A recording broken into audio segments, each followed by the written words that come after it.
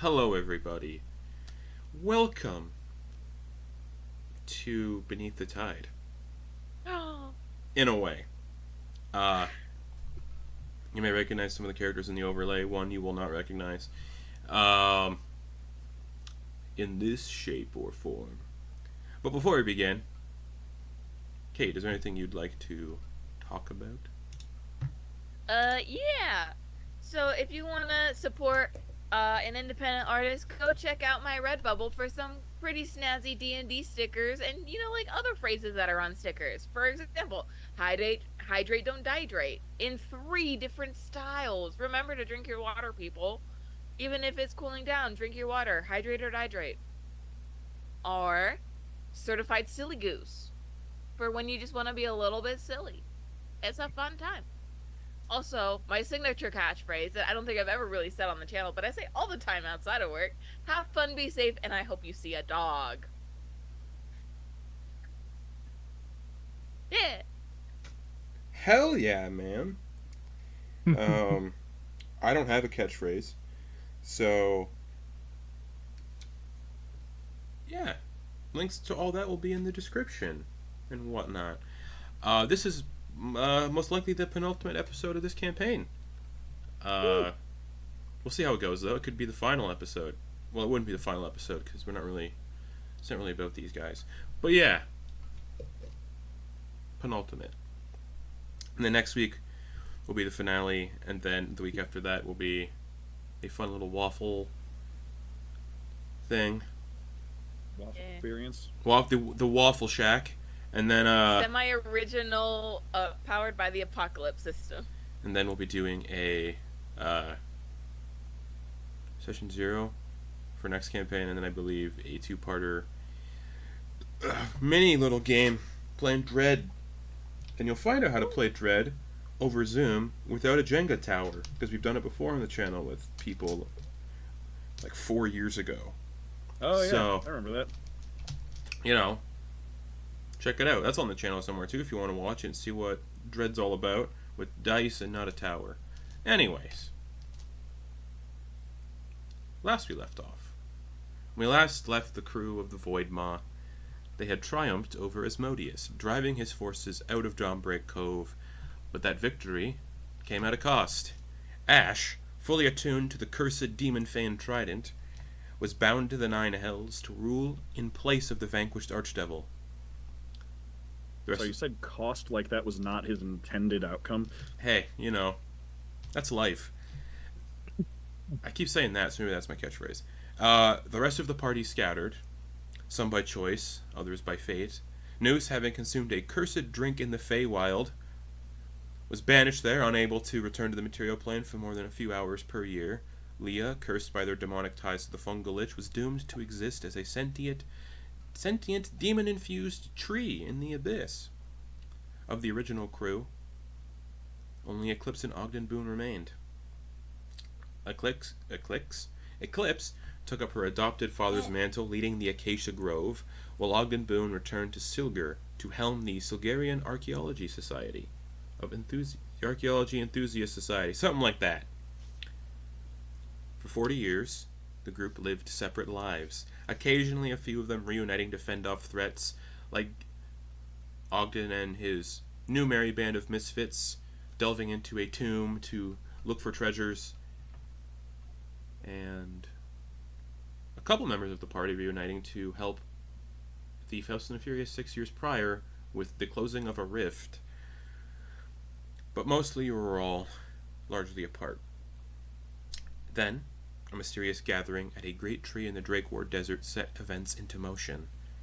Ash, having been restored from the Nine Hells, appeared in tow thanks to the teleporting powers of Ogden Boone, after Ash had mysteriously awoken on Dawnbreak Cove a few days prior, freed from his infernal duty. With all of the friends back together, and something catastrophic was about to occur, freshly hatched from his stone statue, Noose transported the party that had just gathered to the Feywild before the Fey sealed off their domain. Days later, after shenanigans, they were all expelled back to the material plane, and Noose's fake connection was severed. Now, once more, a mortal gobbo.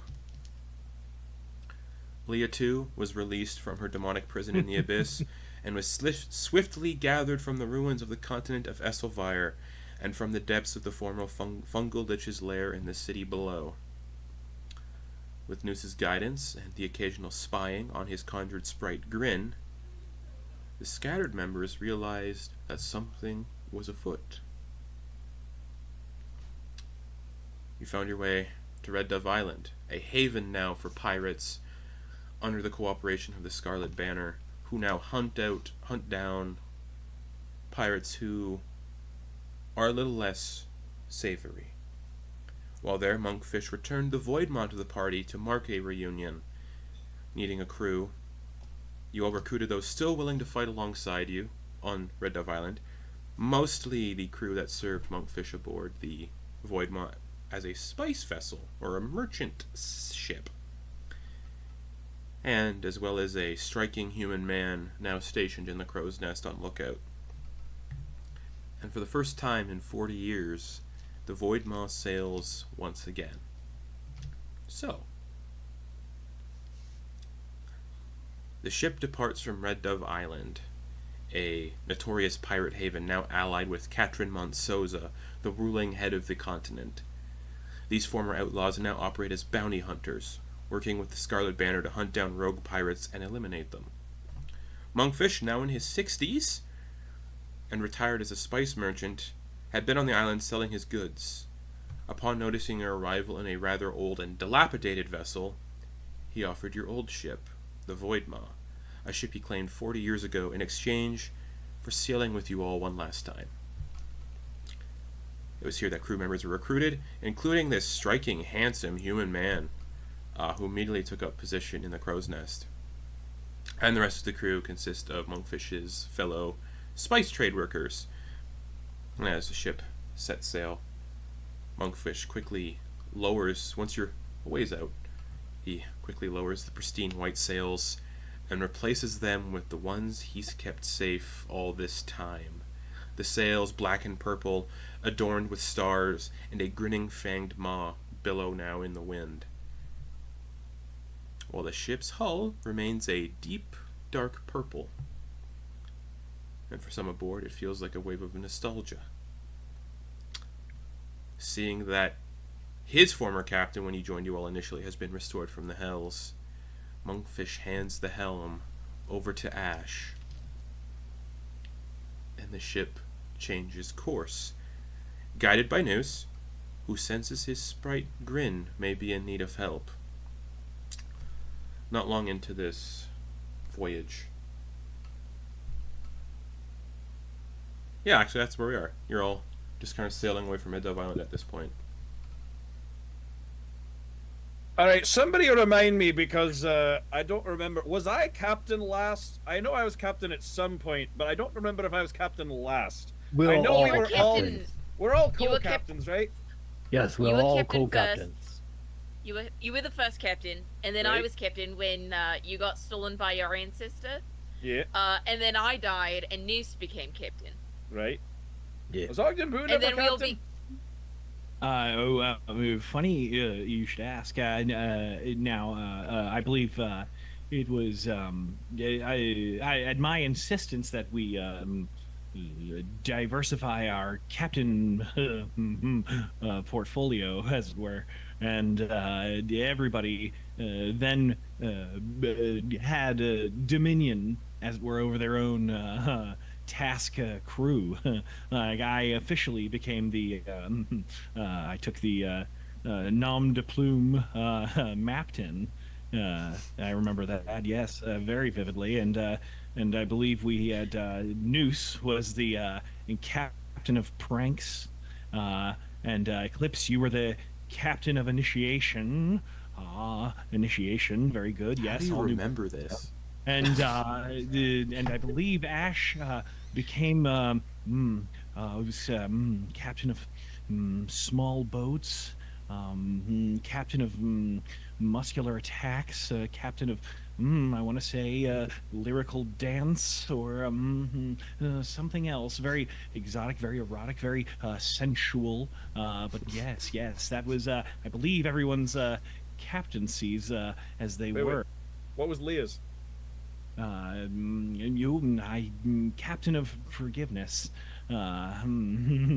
I'll be honest, you've caught me a little sweaty, having remembered quite a few, but not quite all of them.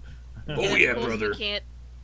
We can't forget Henry's captain duties, the captain of deals, Yes. Deals or laws? captain of laws, deals. Yeah, same thing. What is a law but the deal you didn't agree with? Or didn't agree to? Ash, stubborn, pay attention.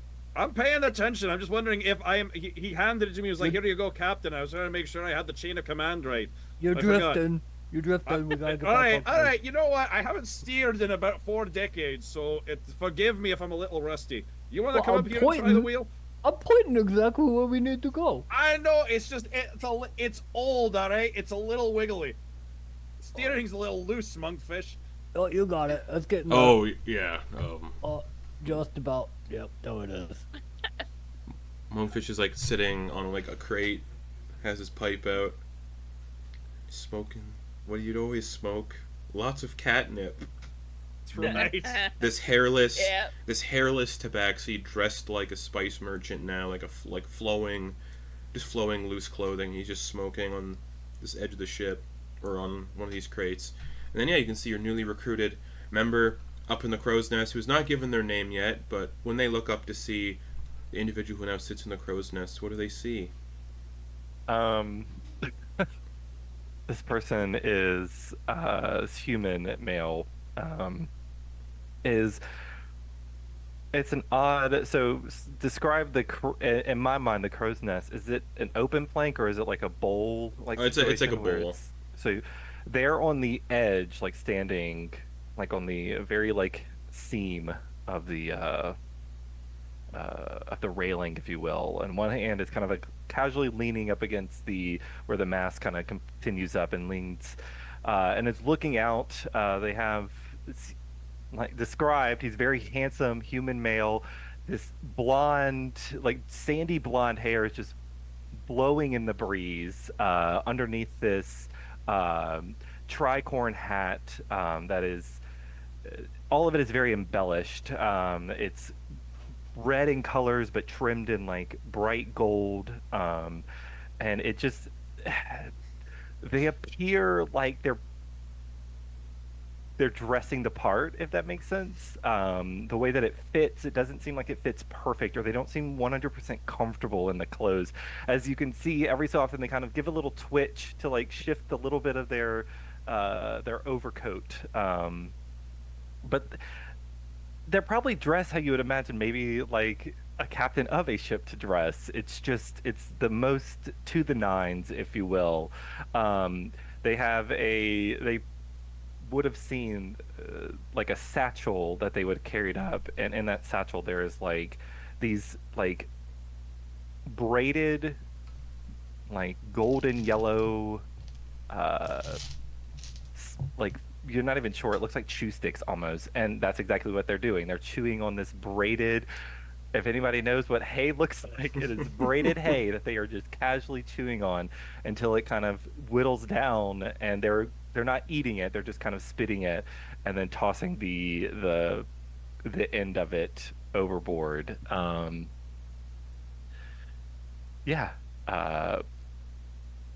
Speaking of eyes are captains. forward, but their attention, I don't know if anybody how well perceived that is, but they are obviously paying attention to what's happening below with the crew. So you all see that, Specifically you all see that person who just came aboard, joined the crew, didn't give their name or anything, and went straight up to the crow's nest and is just like posing essentially. Speaking of captains, who's this guy the captain of?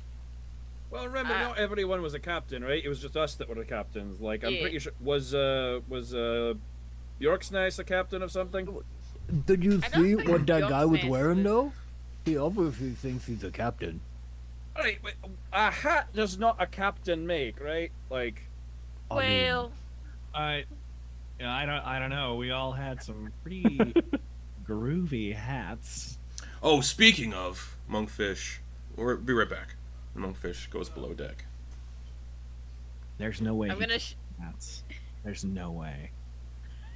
What were you saying, Eclipse? You want me to talk to the new guy? Ask him about himself? I mean, you are the captain of initiation. I shall initiate. Hey, new guy! Come on down here and introduce yourself. They look over, and sure, they're gonna for some flavor, Justin. You could do this how you want, but they essentially want to just drop, but then they want to use a thorn whip to kind of like be like a grappling hook, so it like grabs on, so that they kind of like swing themselves down. Okay, make an acrobatics check. Land. All right. Now one. I can't roll below. Against a barrel and watch this. I can't roll below a 10, so a 27. Okay, yeah, it's very acrobatic, very lithe, very nimble. And they land, and it's two like soft little steps before they're standing, maybe like a couple feet. Actually, I was gonna say, oh no, never mind. They weren't that kind. Never mind. Thinking to myself. Yes. Did you ask for me? Yeah, come on, introduce yourself to the rest of us. You know me. Captains. You don't recognize me? And they gesture, they kind of give a flourish, and it's like a point, step, and turn, just like that quick turn as they do, and it's just like a billowing of like hair and clothes. The hair is long enough that it probably like wafts into Eclipse's face. But they turn and they kind of like puff out their chest, and you see this like beautiful amulet of a goat's head, like that breast right there. It's very purposefully sitting there. I do think we would have Between the remembered. pegs. I think we would have remembered someone so vivacious. Well, I guess it's a different fucking form, but Bernard. Hello? No. That's funny. We used to have a goat named Bernard. Yeah. A little, Should I bath for you? No fucking way! Right! That's weird. What? Didn't you What? die in an explosion on Salt Spitzer? You would Neither was think, that. but What's the life expectancy of a goat? well beyond 4 decades, it seems. All right, well, you're learning something new every day. Yeah. I didn't take this form until, oh gosh, how long ago was that? Weeks? Yeah, but How'd we had that weeks. happen? I honestly don't know. I was sleeping and then I woke up and I was ass naked on the Well- shores. There have been a bit of Feywild shenanigans. Wait. Oh, don't I know it? Don't I fucking know it? Anyway, I'm here to help as needed, even though you abandoned me all 40 years ago under the assumption that I was dead. Didn't even attempt to reach out via spell. I know you're all capable magically, and looks We directly were. toward Ogden. Why? Okay. Now, hold on. We don't know who you are. You do. Then, out of nowhere, you reveal this, and you start putting us all in the doghouse, as it were. The That's- barn, the goat house, whichever. The goat house, maybe. I don't know. Whatever, the punishment pen you've assigned us all to. It seems as though you've become the captain of judgment. A lot of sass captain.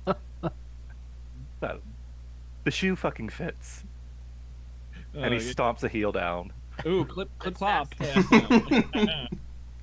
Rightly so. Well, Anyway, what are we so doing? neat. Why am I here? What am I helping you all with? Uh, Because you obviously need it. I believe Nusi. I believe Yeah. we're helping your My son. Oh. So- This is a father now? Oh wait, Yeah. no, what? Wait, hold on. No, isn't this the one that we sent after that asshole? Yeah, That was a good. That was a good day. That was a funny idea. yeah, yeah. It was good for a while until the weird stuff happened. Yeah, it's all good until someone, runs away and steals someone else's. It's all good until someone touches a crystal, and then it gives them the ability to do things that they shouldn't be able to do. We put so many things in place, Ash, and it got all overwritten.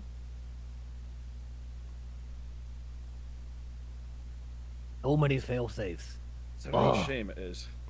Yeah, Um, could have been good. Could have been good. But it seems like it's kind of working out. Monkfish returns and he's carrying a bunch of like really old, manky looking hats. You really kept those hats for 40 years? Yeah, they stink. Kind of got to get rid of them. You didn't wash them? No, Then why'd you keep them? I don't know. Alright. Why do you fucking care? You already got a hat.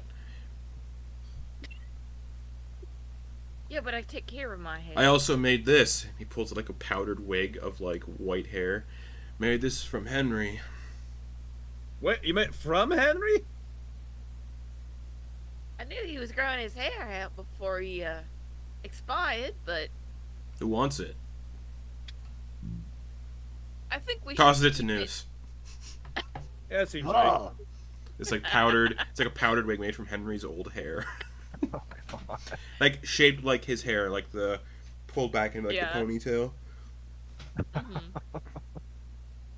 we'll put it on for a bit. And he's like playing with the ponytail in the back.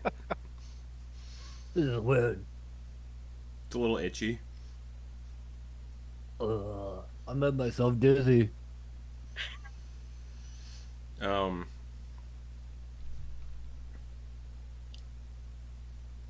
You all talking on the deck now with Bernard. You all can see something flying swiftly against the wind, heading straight for the ship. It's large, dragon-like, and as it gets closer and closer, you can see it's that bizarre hybrid of a frog and a black dragon. And in this rough-looking saddle sits this unnervingly tall elderly woman with long gray hair, whipping back in the wind, almost like some of the hair is like kind of like flying out, along with like scalp. Her bulging yellow eyes, sagging sausage-like nose, and mottled gray skin stretched tight over sharp bones. Just gives this like old lady this really haunting, creepy appearance. And she's got a pair of leather goggles strapped over her eyes so she doesn't get bugs in them when she's flying around. Hell yeah. And as the strange creature any- draws nearer, you can hear the crew from down. You hear someone from down below going, "Fuck!" in the familiar cadence of one Kuatoa who only knows one word. Bjork's not! As all of the cannons begin to aim at the approaching creature, and just as the cannons fire without any command, there's a flash. Hell yeah. There's a flash of mint green light that surrounds the woman, and both she and the creature vanish about 60 feet out from the stern of the ship, so the back of the ship, just and they're gone. Oh, Bernard's Guys, gonna we pull would out die. this rusty looking short sword. Just looks fucked to hell. This you Gets hear, it Does ready. anyone know if Sigmund has any half-frog friends? that looked very. you see Bjork's nest like hobbles up to the top of the deck. He's very old, like probably in his last year of life. Both of his eyes are just blind, and he like gets to the top of them. He's looking in the opposite direction from you all, and just standing there. Oh, hail and well met, Bjorksnaz. Fuck. Fuck indeed. Fuck indeed. Fuck indeed. Oh yeah, brother. Fuck. Oh yeah. This Idryss, little. I see you're aging well. Oh yeah, brother. The cream rises to the top, and so do I. Mm-hmm. Raise your cream right to the top. That's right. Just a couple pretty boys over here. Thick quads. Oh yeah. You just see they go apart and there's like veiny owl leg. Oh yeah. And then he like parts his wings a little bit, and he's got like an 8-pack. Then work it out. Tensor's transformation on the bird. Oh fuck. I've been learning from Daedalus. Yeah,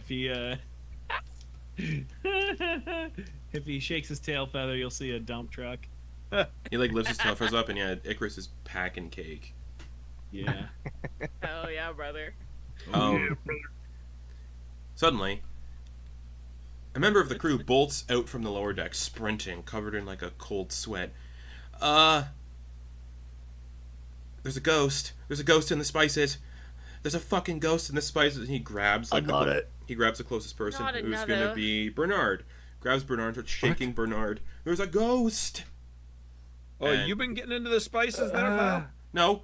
And the crew member is maybe 19 years old and a half-orc, and has gone quite pale from fright. And they're just shaking Bernard and screaming ghost in his face. Are their eyes red? No, they're just blue. They're not bloodshot or anything? No.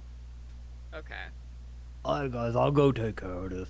Well, Hold while on, that's happening, ghost. the amulet begins to levitate a bit, and from it, a spectral goat head flies forward to just slam into this guy that's touching Bernard. As I use one of my charges I reflavored a Ring of the Ram to Amulet of the Goat. Oh, that's awesome. Nice.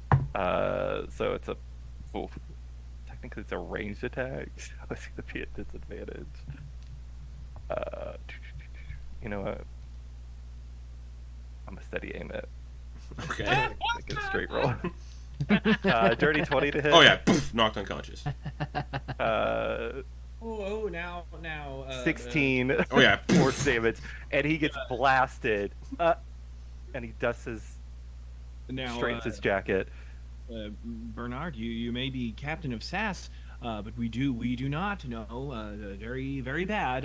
We do not abuse the crew. He was touching me without provocation. Well, maybe we It's a try close our thing. words first before we resort to fisticuffs with the crew. I didn't touch him. It was my amulet. What can I say? It just has a mind of its own sometimes. Meh. Ooh, all right. Well, He's still alive, maybe. well, I'm not looking to have the crew develop CTE. I want them all to have long. Oh, they already got Monkfish just say, oh, they already got CTE. Oh, well. Well, if he's not alive, we've got insurance for that. Rough seas, the hooks swing around It's really occasionally. insurance. Oh, we don't have insurance. Did you all not continue the insurance payments when you became captain? Or 40 years. No. Fuck it. I have insurance through the Acacia Grove. That's all I care about. You hear News below deck? I have my own insurance. As you make your way below deck, Noose, you catch sight of the elderly woman that was atop the dragon-like creature, who is clearly some form of hag, rummaging through the spice crates, and she turns. Just You're as not a ghost. her glowing yellow eyes pierce through the shadows. No, but I do apologize for startling the young man. You aimed your cannons at me, and I had to find a safe place to retreat. Her wide grin, okay. her wide grin stretches unnervingly wide. Drool begins to pool from her chin to the floor, and she steps forward into the dim light. And Well, you can hear snoring coming from the hump on her back, and she pats it with a long, slender gray arm in a reassuring manner.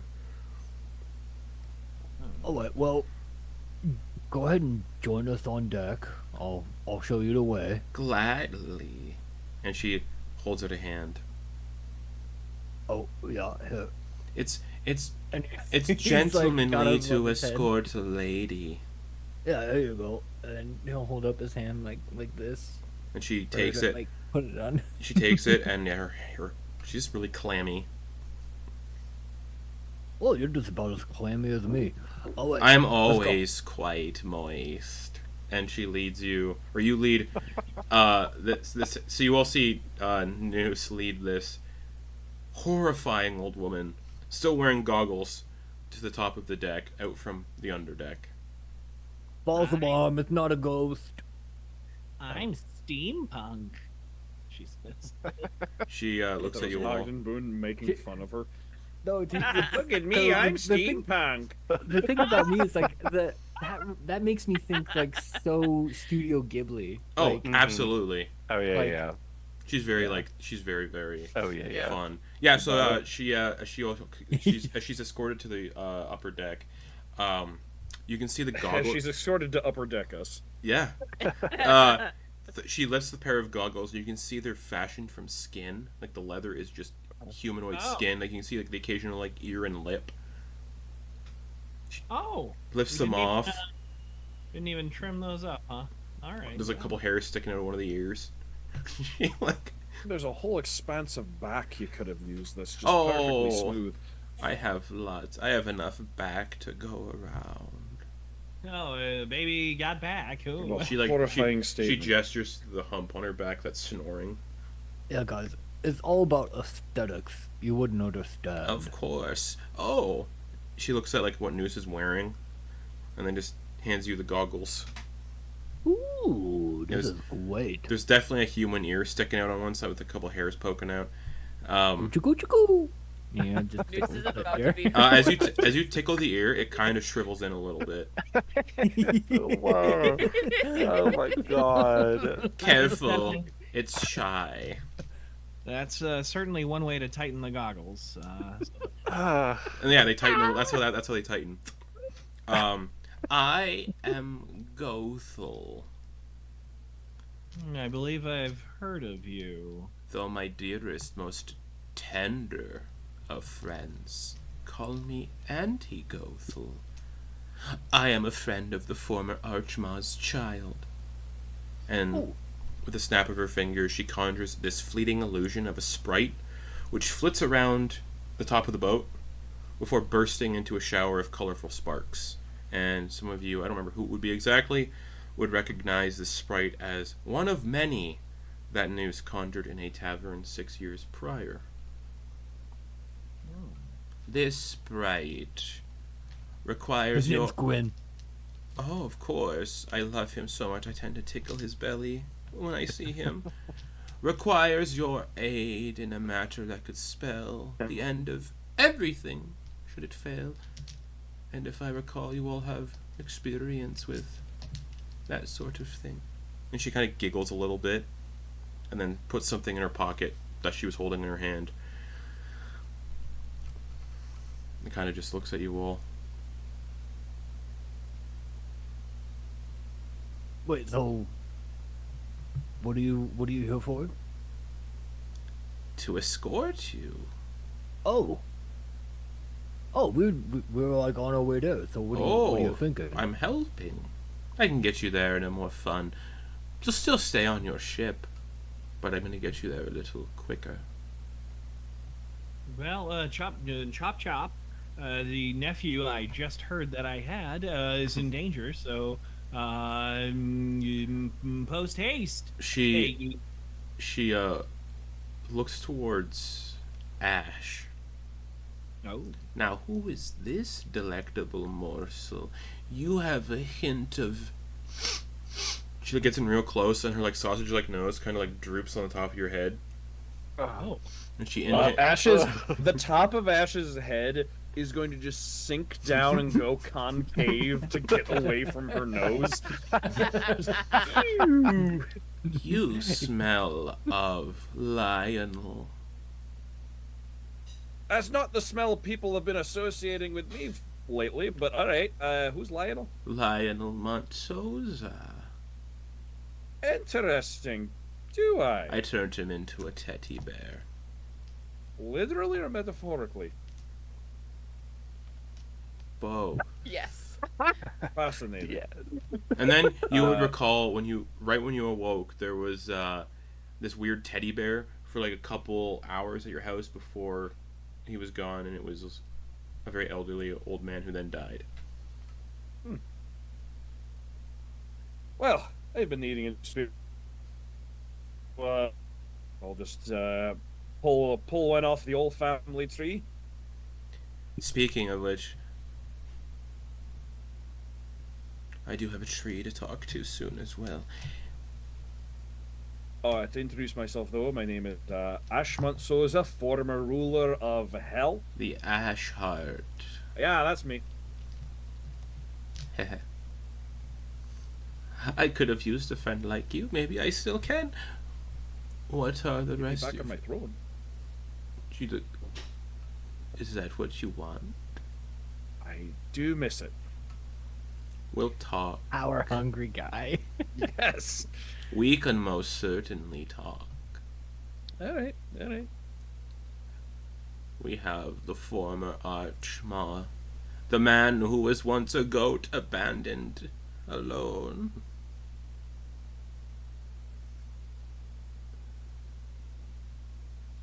Yep. Bernard. Do you miss being a goat? No. Are you sure? Yes. The opposable thumbs are worth it. Yes, I wish I had some. Now. You mean more? Oh, I have more. I wish I had more, is what I mean. More than I have. And she shows like she has like 2 thumbs per hand. Now, we have the aging pirate, former queen. And then we have... She called you old. Shut the hell up, Ash, And or that- I'll send you straight back there. Or elderly equipped. And then who is this piece of eye None of you are getting any inheritance. candy? This handsome gentleman. And she focuses her attention to Ogden Boone.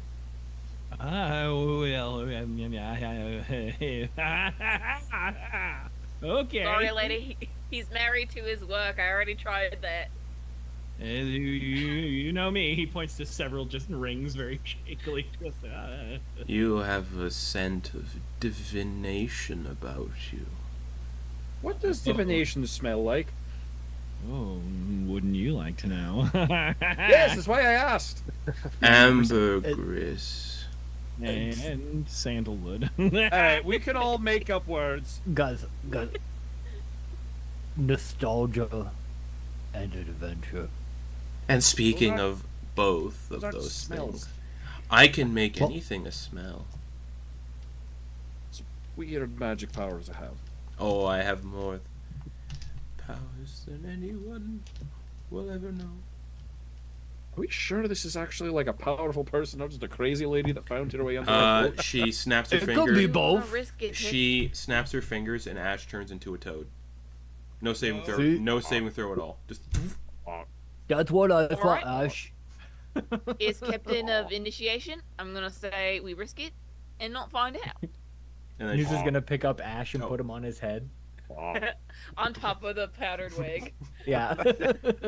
there's a few bugs in the wig. It's just like No, he's hitting Noose in the long nose with the tongue. oh. From the top. It's like, bip, bip. She then snaps her fingers, and he's back to being Ash on top of Noose's head. Alright, asked and answered. Now You could have just said yeah. she taps her foot 3 times on the deck of the Void Maw, and instantly the ship lurches into the air. Just and it's Forces sent me to the and is It's already on the deck. and the of Void pancake. Maw is now capable of flight. Yay. And with a snap of her fingers, everyone on board, including the ship itself, are hurtled through a pinprick-sized wormhole. Just and it feels like you're being pushed through a pinprick-sized hole, but not painfully. Only to be jettisoned high above a sprawling city of grey stone, its skyline dominated by towering cathedral-like structures. You find yourselves directly in the path of a colossal construct. The now living city of Dol Shadar, which now functions as a walking, living city.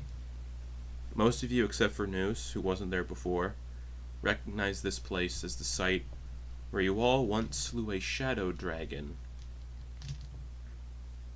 Now, the entire city stands upright, moving with terrifying purpose, causing chaos in the streets below. You went from daylight to nighttime as you've gone vast distance across the world. And as Dol Shadar locks its gaze on the ship, it begins to run. Monkfish bolts for the wheel, shouting orders to the merchant sailors who now serve as crew. They quickly man the cannons, swiveling them into position, leaving you all free to engage the threat without worrying about the ship, as you see Bjorksnest run below deck again and begins to aid in the loading of the cannons. Gothel offers a deep bow, giggles, and then vanishes into thin air. She's gone. Could I ask a DM rule about portents? Are we rolling? You can add your pluses after the number shouted. Portents, I think, is just the number and nothing added to it, if I remember correctly.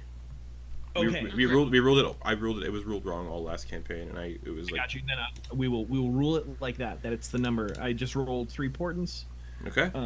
9, 7, 16. All right, and since you all gathered on the deck, then I also have lucky, just to let everyone. I moved the ship. And just a reminder, the ship is anchored to the map layer. You can accidentally move the ship, but place your tokens wherever you would like them on the ship. Because I accidentally immediately moved the ship. Force can do Just yeah, same. gleefully sprinting to the front of Oh, the he's ship. gonna hang off the rope like right here, like he's. And Gonna then be you like- fall. I'm gonna hang out on top of this center mast. And you are on the edge of the you sail. are in the clouds, and this thing is towering up and through the clouds, so you can see it at all times. It's not obscured by the clouds in any way. And the drop from the ship to the city is probably you're not surviving the impact if you fall all the way, kind of deal.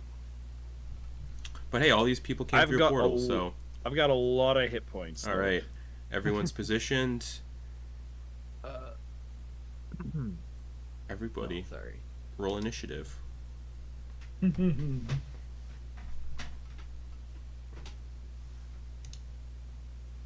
Ow! Yeah, that makes sense. I mean, Eclipse could actually survive the fall because she's immune to non-magical You know what? bludgeoning, piercing, and slashing I damage. forgot she's a lycanthrope. Oh no, Where that's at? gone Where too. at? Where? Oh! When the timeline thing got reset, yeah, that's not there anymore. Yeah, no curses. Take away all of my fun stuff. Yeah, I did. Meanwhile, Ash. Also forgot. I found this out today. The Dex modifier, initiative modifier thing for initiative ties is not actually a thing, and if there's a tie between players, they decide who goes first. And if there's a tie between an NPC and a player, the DM decides. Yeah. That's Okay, I got rid of my lycanthrope feet. Oh wait, I'm controlling Leah. Maybe Leah's not here, just so I don't have to control so Yeah. many Below decks. parts. She could just be below deck. Oh, Leah's helping out below Yeah, deck. helping out. Yeah. Okay. Aiding with the cannons that are loaded with acrid, because of course the pirates of Ipshire still use acrid as a weapon. Alright, Eclipse brought it from the Acacia Grove. what did Ogden Boone get for initiative? Flirty 20, of course. Well. Starting right off the bat, the front of the ship, Ash. This massive walking city that you all fought a shadow dragon in 40 years ago with Baxter. This thing just starts sprinting towards the front of the ship. Just Anti-Gothel So it's has coming towards it. Anti-Gothel has teleported the ship in front of the construct's path. All right. Ash is gonna. Are we okay? Height wise, where are we compared? Like face level, chest level? Where's the ship in terms of its? What would you prefer? Probably face, but that's just me. Anybody else have a preference? For the chaos, face level. Okay. How fast does it look like it's moving? It's a big guy. It has a movement speed of 80 feet. Just because of its size and its strides. Okay. Okay. Here is a question I have for you. Let me just see if my question makes any kind of sense. Yeah. Why? Yes, it does. So if I get my flying carpet. Yeah. And fly up and at an angle, so I'm up in the air. Yeah. If I remember correctly, dropping prone is it takes 0 movement, right? Yeah. So would just simply falling off of the carpet be something I could do, and taking the necessary fall damage, of absolutely. course, be something I could do as part of like a readied action? Yeah, absolutely. Okay, then that's what Ash is gonna do. Ash is gonna go. And it would be, this thing is so big. It's like I said, there's a city growing out of it. So, yeah. Okay, so what Ash is gonna do is just fly the 30 feet out to here, and then also 30 feet out and up. Yeah. As he goes out on the carpet, and bonus action, I would like to rage. Yeah. Yeah. I realized last time there's no like thing to click for raging anymore because I can do it in infinite level 20 number of barbarian. times. Yep. And then my ready to action would be to just drop off the carpet onto it and attack. All right, cool. If it gets underneath me. That'll bring us to Eclipse. Awesome. I'm going to drop the hood off of my robe of stars for dramatic effect, and pluck off one of the gems from the collar and throw a 5th level magic missile at this thing. Go for it. Also, part of the thing was I don't want to be like, oh, you guys don't have any magic items, by the way. The characters that they all got when they all got left behind. Yeah, who cares? They're all fakes that Antier took. Yeah. New slide, we finally leave a bunch of fakes behind. Just Is 5th level magic missile Oh, 8d4s or 7d4s? let's say 8 for fun. That's 8. Okay, so it'd be 8d4 plus 8. Just because it doesn't really matter. It's 7. Yeah. It's 7. Okay. I'll reroll 7.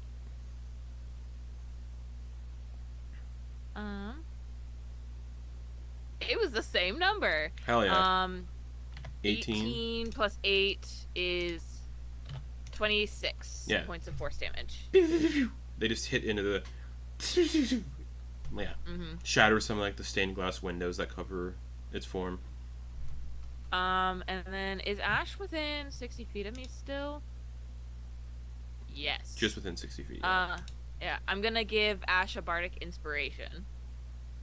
Right, thank you. Why I mean, Uh, rage. It is a d6. Right. All right. Anything else for Eclipse? No, I'm gonna hang out up here until the ship gets closer to the city. All right. That'll bring us to the Titan of Dol Shadar.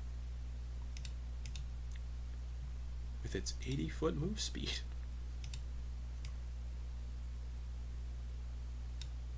Everyone got above a 20? Dang, I thought Ogden finally was coming up. So it gets to like. Bernard got a 7. It gets to basically it's like running into the ship now. So Ash, your held action would trigger. Whee! Ash will drop 30 feet onto it. Yeah, you take 10 bludgeoning damage, reduced to 5. Was that before it was? Yeah, it was before it was halved. And you land on it. Yeah, just swing the sword. You only get one attack on a ready action, right? You land. Okay. You kind of roll through one of the streets on its back, stand up, and then just plunge the sword down. Yeah, I'm gonna though Great Weapon Master this one. Absolutely. So that's -5. Ooh, that's gonna be a 22 -5, 17 to hit. That misses. Plus the d6. Plus the d6. If you didn't do Great Weapon Master, that would have just hit. Oh boy! All right, let's see if I can get a 5. No, it's a dirty 20. So it just ting off the stone, and as you like roll into the street that's like growing out of this thing, no one can see you now. Well, anyone that's on the back of the Titan is heavily obscured by anyone not on it, and you can see there are corpses everywhere that are just standing upright, all over this thing's back. Oh, that's your held action. Cool. The Titan is just gonna start punching the fucking ship. Just, and it's gonna make 2 crumbling fist attacks. Actually, no, that's not as fun. It's gonna do Grasp of the City, and you all see this massive arm like reach into the city, break off a clock tower, just, and is gonna throw the clock tower. Kind of right where the first mast is. Oh, what's the ship's AC? You don't know. Okay. You're not the captain. You're not the captain. I am the The captain left the ship. We're all the captain. Oh, they got rid of that. That's cool. Well, anyways, they throw the clock tower, which scatters in a 30-foot radius where it lands, and it's going to throw it, like I said, the first mast. 30-foot radius, so that's going to hit Bernard, it's going to hit Ogden, and it's going to hit Eclipse. As the clock tower just hits the deck of the ship and just shatters into pieces, I need Bernard, Eclipse, and Ogden to make dexterity saving throws, DC 25. Ooh. Ooh. Ugh. Ugh. How did I roll so low? But you have evasion. Yeah. It's a God, failure, but I have evasion. Did 25? Yeah. Oh, I can't do it. I can't even make it. Oakley dokley. I'm gonna try it. But no. Okay. The Riz Wiz is getting smushed. No. Alright, Bernard, what'd you get? I got a natural 1 for a 12. But you have evasion, correct? Yeah. Okay, so Bernard and Eclipse both take 57 bludgeoning damage.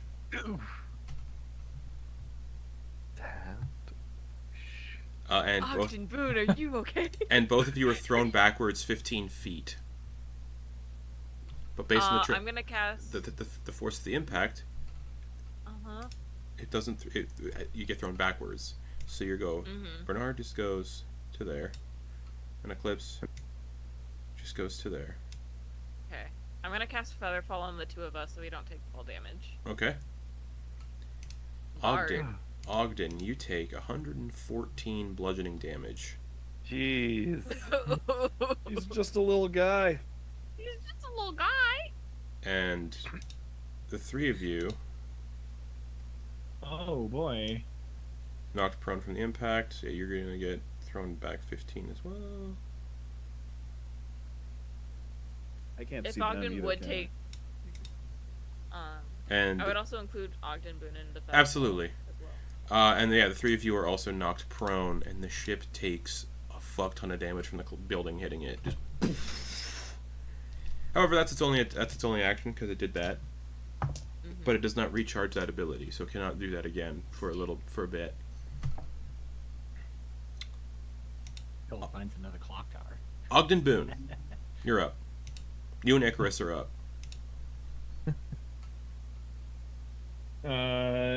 So this has knocked Ogden Boone's glasses to the side. Gets up and he goes, just, oh, fuck. Oh, ooh, I forgot how much adventuring hurts your bones.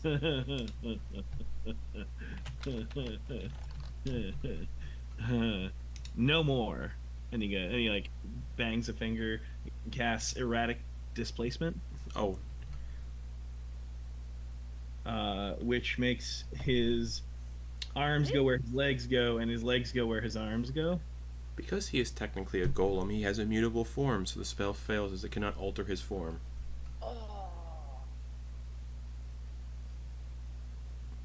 Well, Otherwise, I would have been. it would just. Okay, well then that is a wasted spell, I guess. Yes. Yeah. Well, boo. Yeah.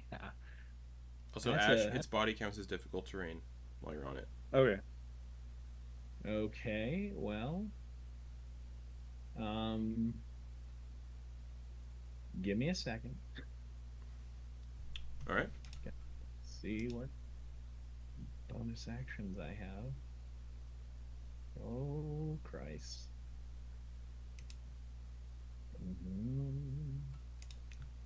Okay, well, I was not planning on having that hobble me so much.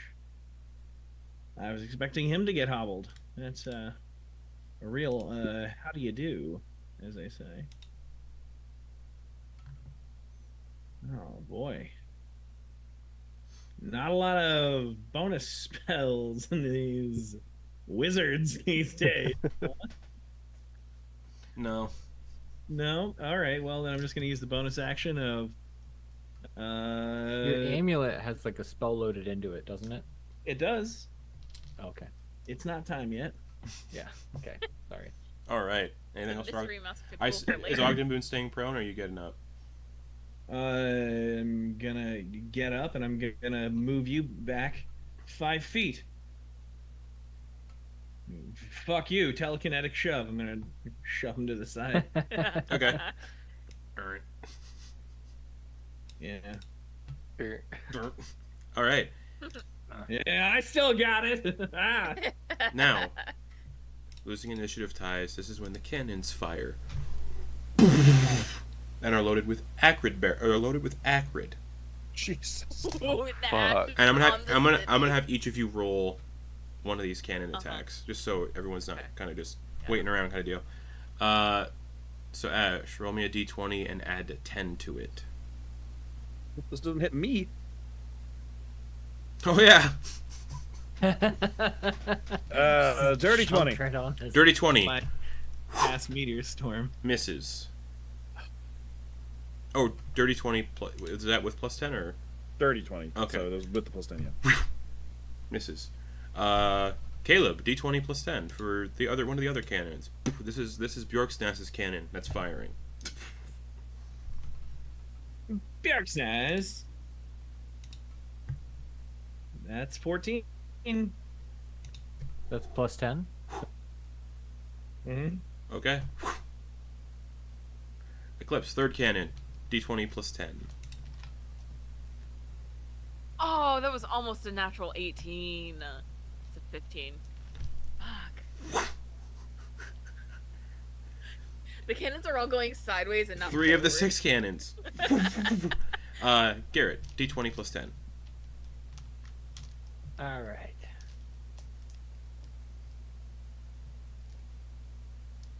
No, I was so close. We're all three. No. So, Okay. No. Lex, d20 plus 10 for the 5th cannon. Hey! Yay! 23! 23. One of Is it the enough? one of the cannonballs that's just covered in acrid hits the side of the. You said 23? Okay, cool. That beats its AC by 1. So it hits the center mass of this walking titan Ash. You feel this just familiar explosion hit. Purple flame. Lex, I would like you to somehow do this. You might need to pull up like a digital dice roller. Yeah. I I would like roll however many. 90 What D, 90 d6. No! I'm not What gonna am do I that doing one. here Sorry, swinging a Ash. sword at this thing? Okay. Keeping it Oh, sorry. distracted. Sorry, no. It'll be 40 d6. Because they're not. Again, what am I doing swinging? The cannons are going to do all the work. Because they're not launching barrels, they're technically launching what I would consider a vessel. So yeah, 40d6. They're basically launching like clear glass balls filled with acrid. Just. Okay, let me do this. Jeez. And that's a 4 for its dex save, so it's going to take the full amount. Little dice roller.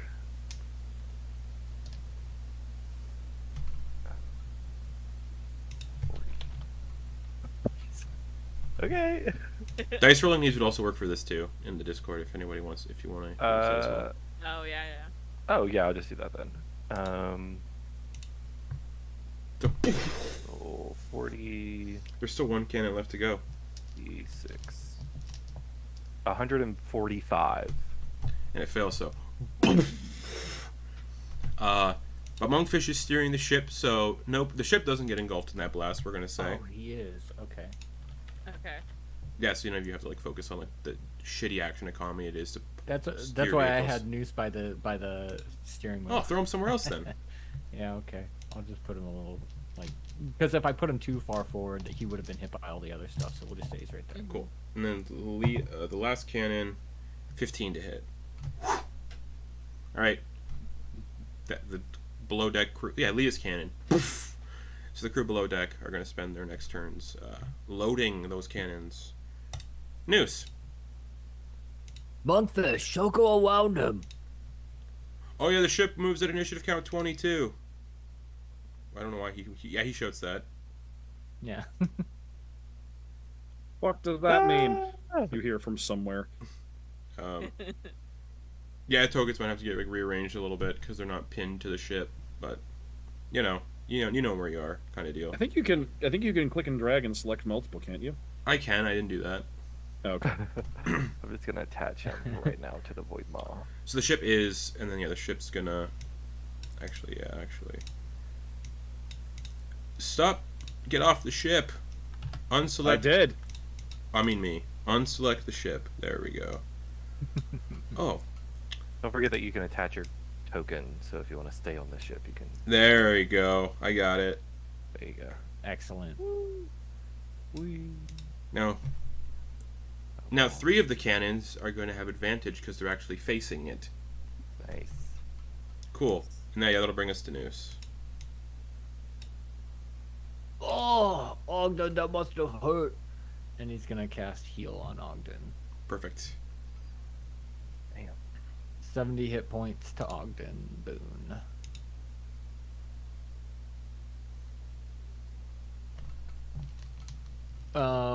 Let's see. What else can I do? Because I was just like, well, there goes that. There Let's see. goes my hero. Oh. The people down below are just going to like see this like pirate ship flying through the air, shooting like explosives at this walking construct. Yeah. Oh yeah. Alright. What are we doing? I can do nothing except hide. Yeah, So he's gonna like. you can certainly try. get behind here and try to just be like, oh, don't look at me. Make Behind the mast. a stealth check. Oh, it has legendary actions. I forgot. You have to beat a 23 passive perception.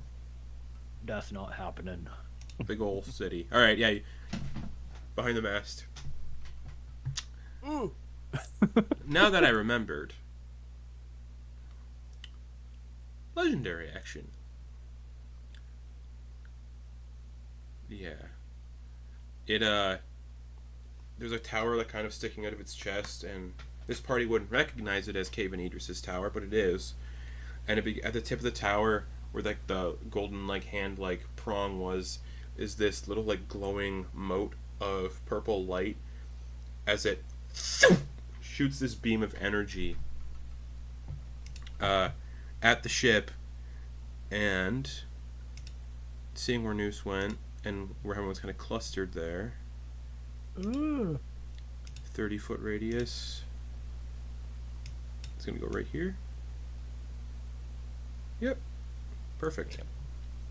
As this bead of light hits the deck of the ship and then detonates in this blast of like black necrotic energy, and I need Eclipse. Everyone on the deck of the ship. Actually, there's the 4 of you to make Constitution saving throws. Kawumba.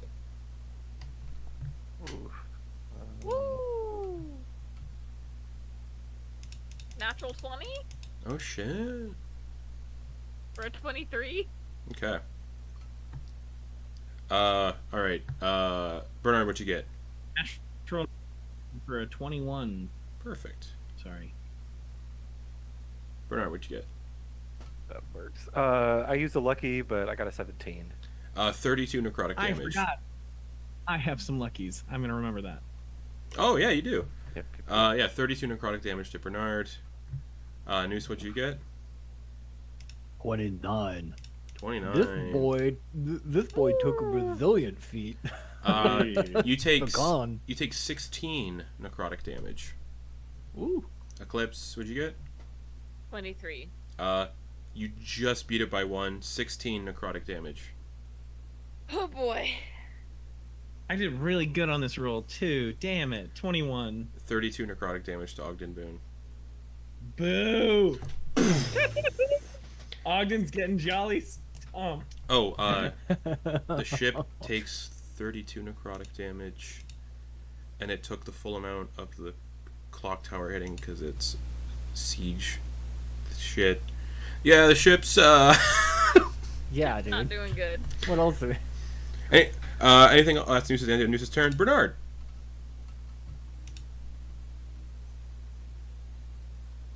Bernard, you were long abandoned, and now you're here fighting this massive walking city. Yeah. A city from the continent you got abandoned on. All right. So, Bernard is going to do the really cool, like, I don't. It's the jump up where you just jump from your back and you jump straight up to your feet. You know, the Yep. with the arms. You trip Thank and fall yeah. over the side.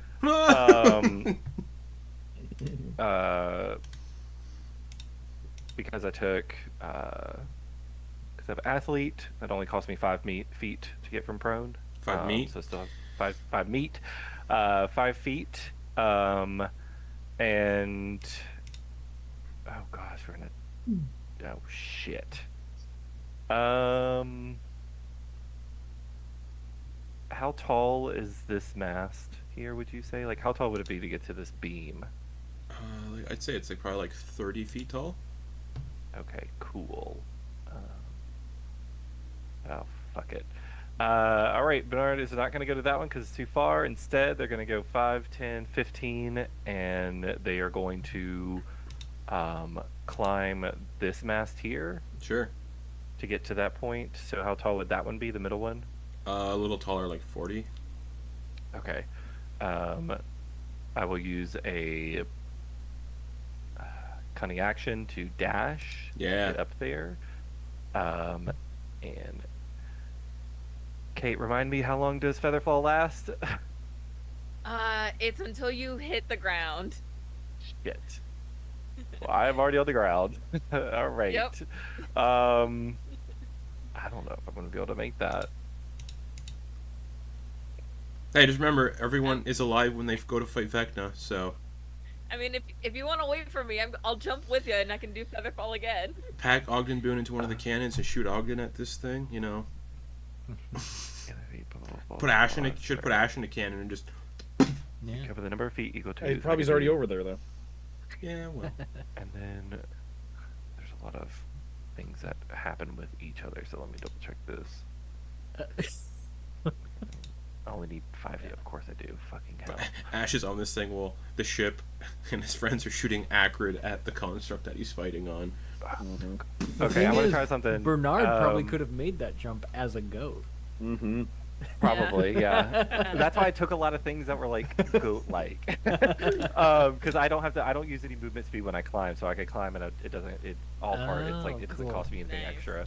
So I'll get to there, the top of there, and Bernard, he's gonna for the action, he is gonna take out the grappling, like an actual grappling hook with a rope, and just run across here, 10, 15, and just through the sky, so I could cover 12 feet. So I could go 5, 10, Spat. and then is going to throw the grapple hook to try to catch one Yeah. as my action. Is there like a DC in the grappling hook to like use it to latch onto structures or no? It says when tied to the end of a rope, a grapple hook can secure the rope to a battlement, window ledge, tree limb, or protrusion. It doesn't give me any kind of like. Okay. with Give me sleight of hand. Bernard is not good at that. We shall see. I'll let you do sleight of hand or Natural acrobat. 20! Natural 20. Okay. 25! So you, Nice. yeah, the DC was pretty high for that because of what you're trying to do. So you Yeah. leap off, and you grapple onto one of the like structures that's kind of like hanging off the shoulder, and now you're just hanging from this rope as this thing is like moving around.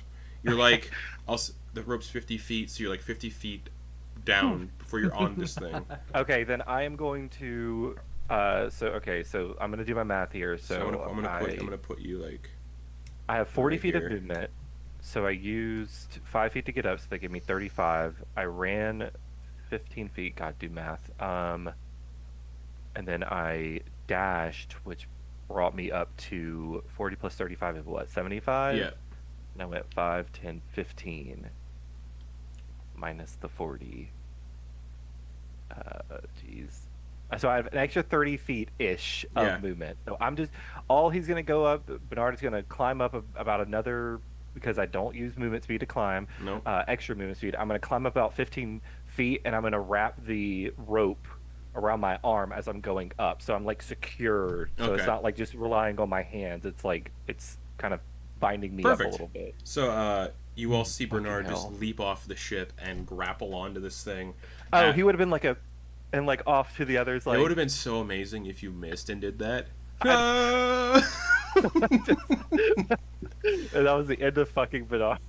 All right. Everybody, watch this. Trips. Anything else, Bernard? Action, bonus action. Think that's it for me. Okay. At the end of your turn as a legendary action, this thing sees you leap at it. You're just kind of like swinging down by it. So it's gonna go to make one of its crumbling, as a legendary action, make a crumbling fist attack at you on the rope.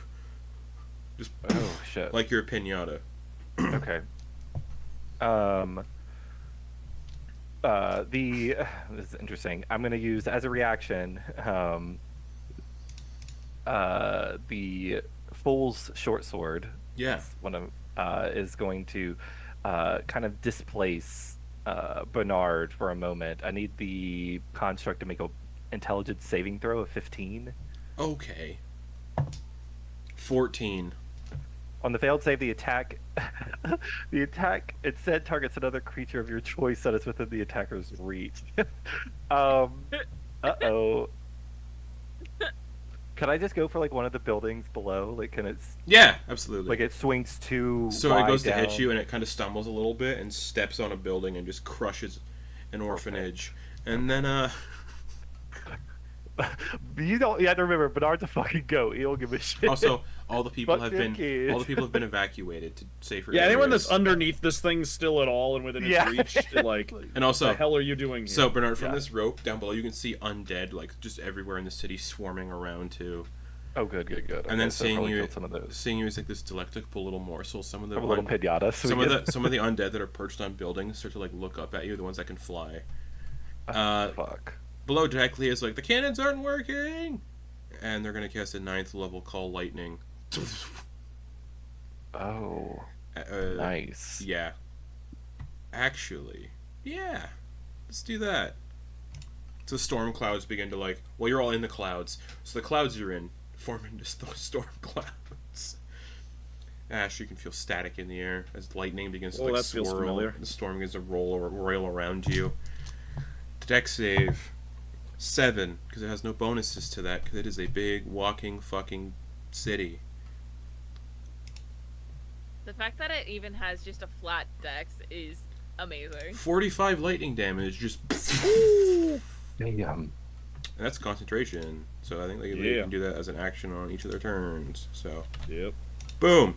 That's Leah's turn. The cannons are being loaded, bringing us back to Ash. All right. Well, Ash feels the need to step it up after the acrid cannons and everything.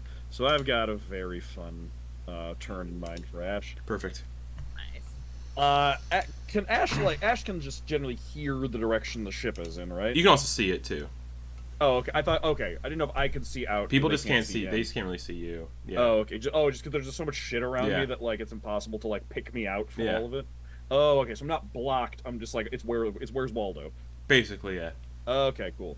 All right. So seeing the direction they are in, I want to avoid that direction. So You also would have seen Bernard leap and then grapple Right. on too. so I'm like on its head, right? Yeah, essentially. Okay. Everything kind of there's like things kind of slope downward in direct like the Yeah. streets kind of slope in direction. It's sketchy. That's why it's difficult terrain because it's the city's Yeah. moving, so the streets are constantly going like. It's an Inception city. Yeah, absolutely. So what I'm gonna do is I'm gonna step, use a little bit of my movement to step in a direction, so that where I'm standing down a hill points towards its back, so I'm like on the Sure. back of its head, Yeah.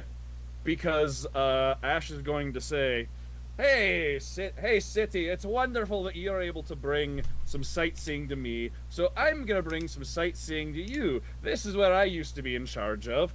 And I'm going to use the Great Sword of the Plains Yeah. to open a 10-foot by 10-foot portal Yeah. to the lake, the underside of the lake of lava, Yeah. nearby where Ash used to rule in the Nine Hells, Okay. and just let out a column of just a never-ending column of lava that's going to last for a minute. Nice. Oh. Bernard. And I'm going to step. Wait. So I make sure it's down its back. It's away from Bernard. Okay, so Bernard, as you like grapple onto the back of this thing, you're swinging there. You just start to see lava like fall from the sky and like rain down this construct's back. Yeah, it's going to be one of those like swing and step out of the way. Alrighty. Yeah, that's cool. Man, what a good search function this site has. Yep, 10 feet high by 10 feet wide, lasts for a minute. Lava just pouring out. Mm-hmm. Not gonna say submerged. Yep. Yeah. Specify a target destination, such as the city of. You can specify a destination. Alrighty. Yeah, where is it here? Here we go. Here we go. Here we go. Okay. Okay. I would like you to roll 10d10 fire damage. Hell yeah. As lava just begins, everyone on the ship just sees, and then lava just begins crashing down the back of this thing from nowhere.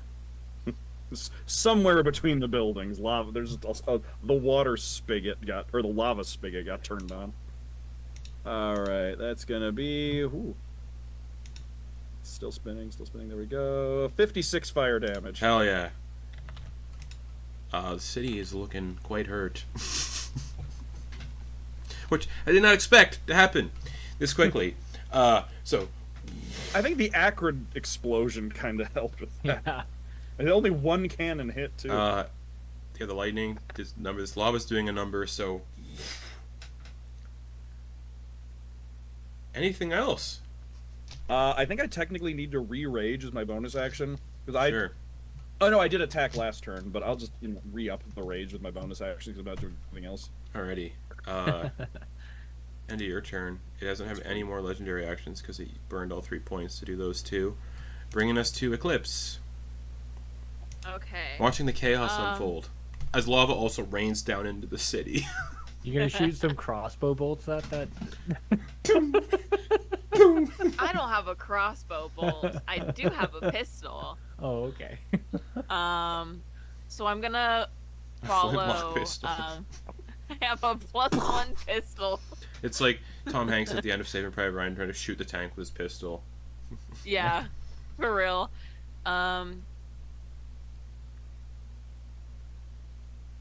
What does this thing count as a creature? Yeah. Mm-hmm. Sick. Okay.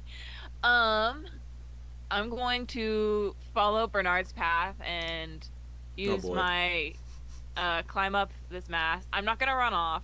I am going to I'm gonna probably wait. No, I don't need to climb up. Never mind. What am I doing?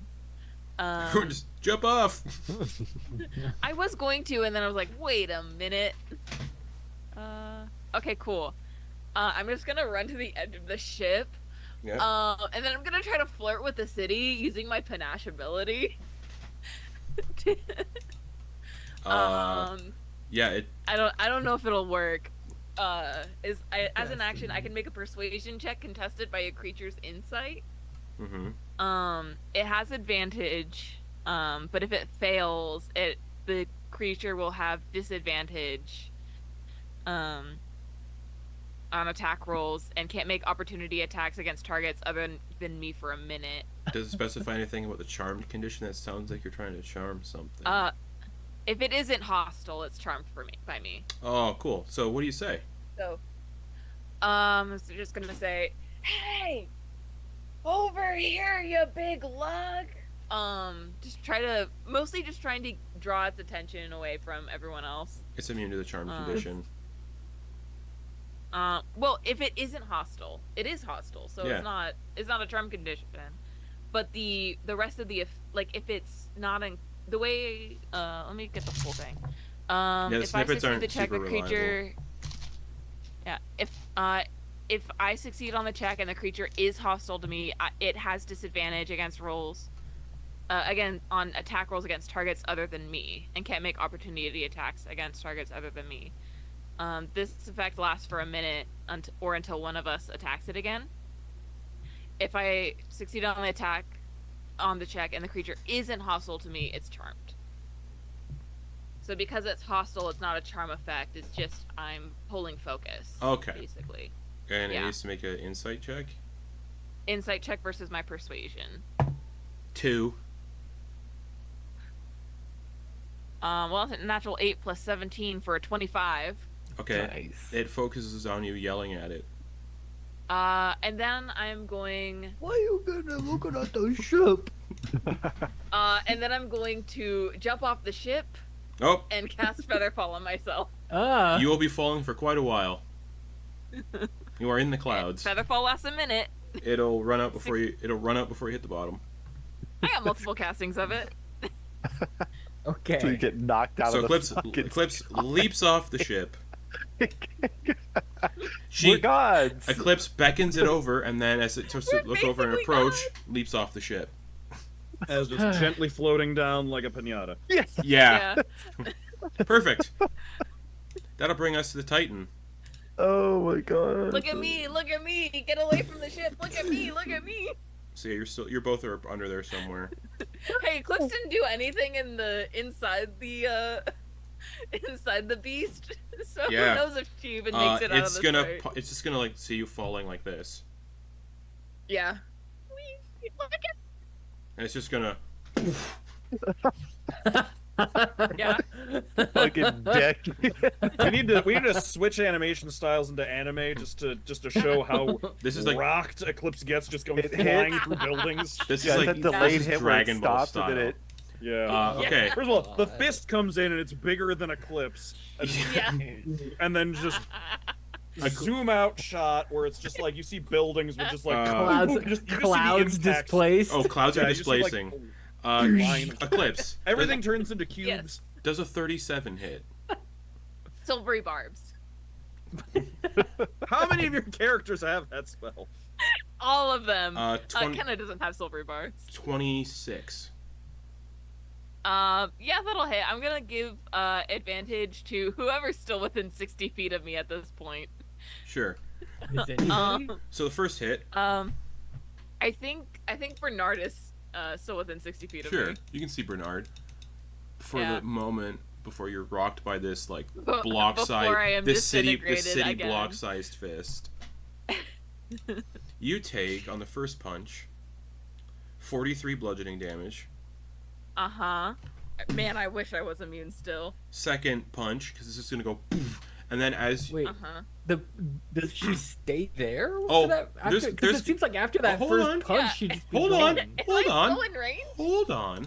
This thing has intent. It thing's massive. It's got range. So as it punches you the first time, you're like flying through the air. Featherfall isn't speeding up your movement either because you are in Featherfall, so you're also kind of like. Yeah. So the first I'm punch. just slowly drifting No. away. The first punch rocks you into the side of the ship, and the ship goes. Oh, fuck.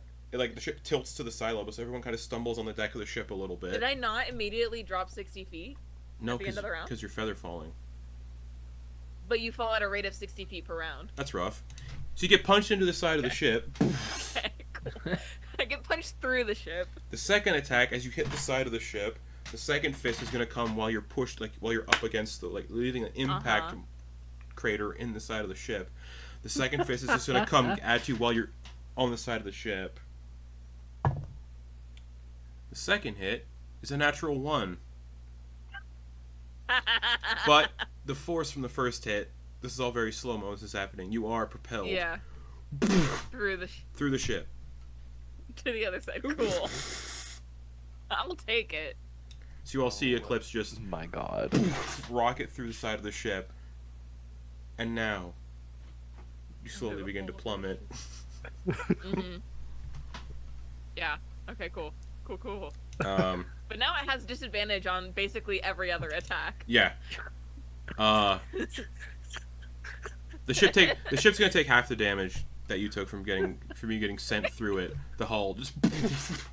I love Garrett's just You heal. baffled. You hear people Baffled. below deck scream as Eclipse is just sent through the lower deck where all the cannons are. Just.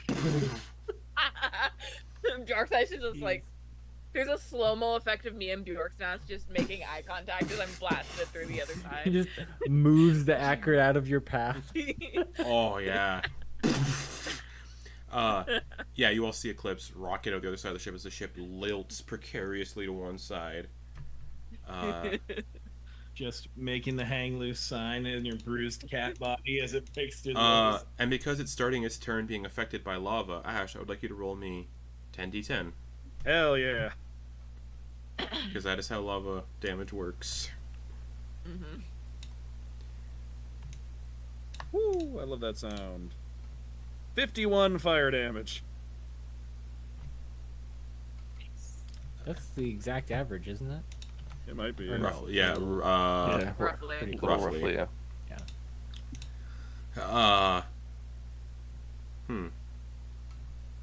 Yeah, things don't look great.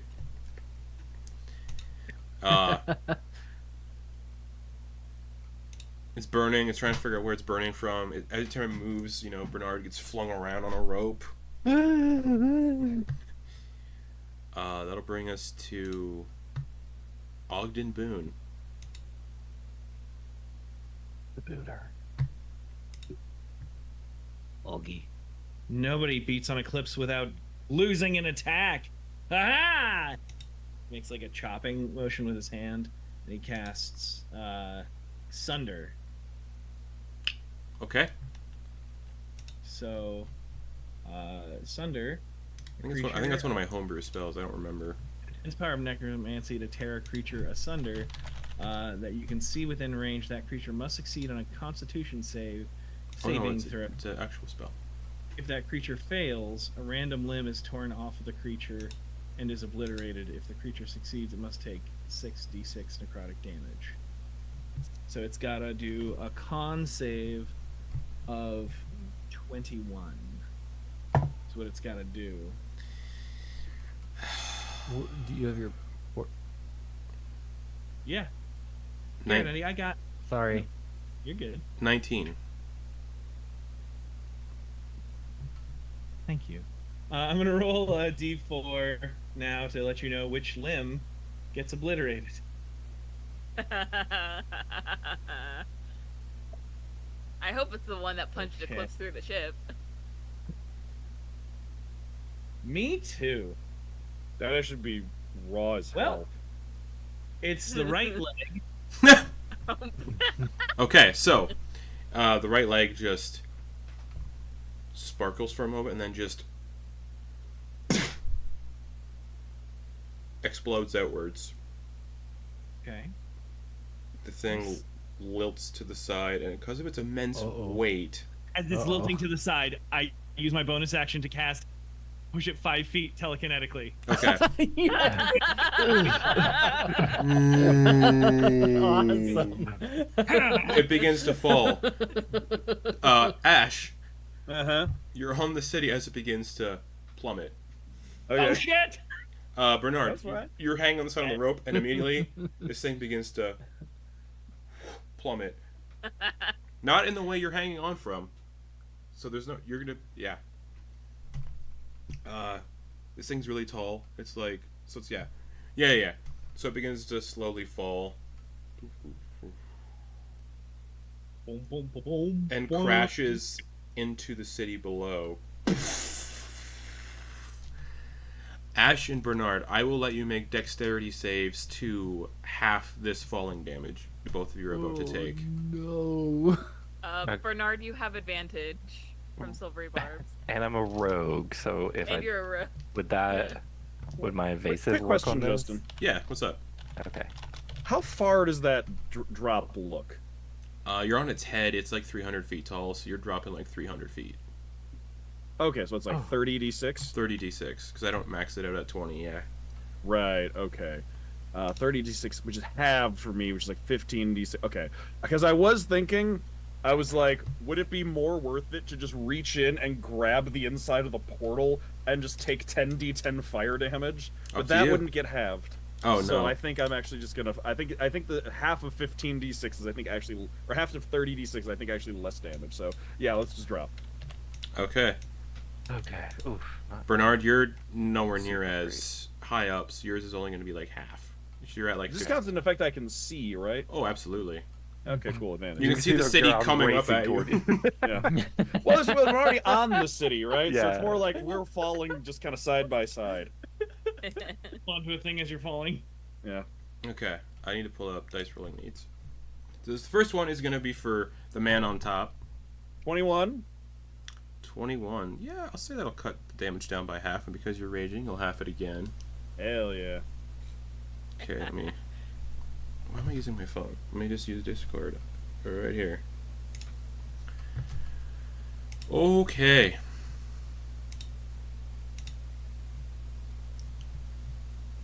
Is it an exclamation point to do roll, or is it a slash? Yeah, Add exclamation rate? point roll space Yes. the number D.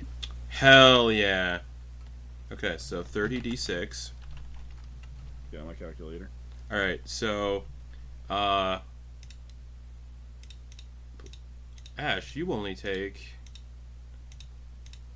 25 bludgeoning damage. Is that after being reduced twice? Yeah. So it was 100. 103. So Rounded down to 25. drops 100 feet and lands right next to his head. And then for Bernard. I rolled a 22, Okay. So and I have evasion. evasion. So while I'm falling, I'm going to use the rope to kind of swing to give myself some momentum. So it's whatever it falls, I'm going to like try to counteract the falling rate. So I throw myself up. I don't know how this works realistically. So I throw myself in a way that I roll, and I just fucking roll. So I tuck like those Yeah. goats do that just So tuck now, into a ball. And, now you and Ash are in the streets below where the undead are like swarming, and you're in like the area of the city where there isn't like barricades and stuff. So there's like legions of undead just swarming around you as you hit the ground. Here's another question, Justin. Yeah, That rift that lava is spilling out of, yeah. so is that anchored like in space or relative to the creature? It'd be anchored in space. So 300 feet up, it's just raining lava. Yeah. It's Uh, raining lava. Hallelujah. This looks cool as hell. Now, from falling itself, dex save because it's going to get the full like. Yeah, it's technically falling 300 feet too. Free falling. Okay. If this thing drops prone, it takes 30d6 damage. Yeah, essentially, 'cause it's so big. Yeah. Okay, we might have a takes 110 bludgeoning damage. Ogden Boone, how do you want to do this? Yeah. Nice. I think we've essentially described it. It starts to fall over, and I go, "Oh, leave Eclipse alone," and then just blow on it to get that extra 5 feet. Starts to fall. Just like someone, you see someone holding like a porcelain doll. You're like, "Oh no, oh boy, Noosey, we've got some healing to do." Bring it down, everybody. As this thing plummets and lands on the ground, it scatters into pieces, throwing from just the collapse. As you're kind of knocked off of it, you can see that Ash and Bernard, both relatively close to one another from the impact and everything and tumbling, are swarmed by thousands of undead that immediately turn their attention towards them. And Ash, you were vastly outnumbered. Don't know how he feels about that. You can see a couple zombies rush forward, like these sprinting ghouls, as lava rains down and begins melting them. And as the ship, you can see the ship coming down at a rapid speed, smoking a little bit from the impacts. Eclipse floating, kind of in the distance. The ship, Monkfish is positioning the ship so when Eclipse finishes their featherfall, they land gently on the ship again. And as the ship comes rocketing down, those of you on the deck of the ship can see a flash of golden light somewhere else in the city, and those of you who watch as the undead all just kind of unceremoniously just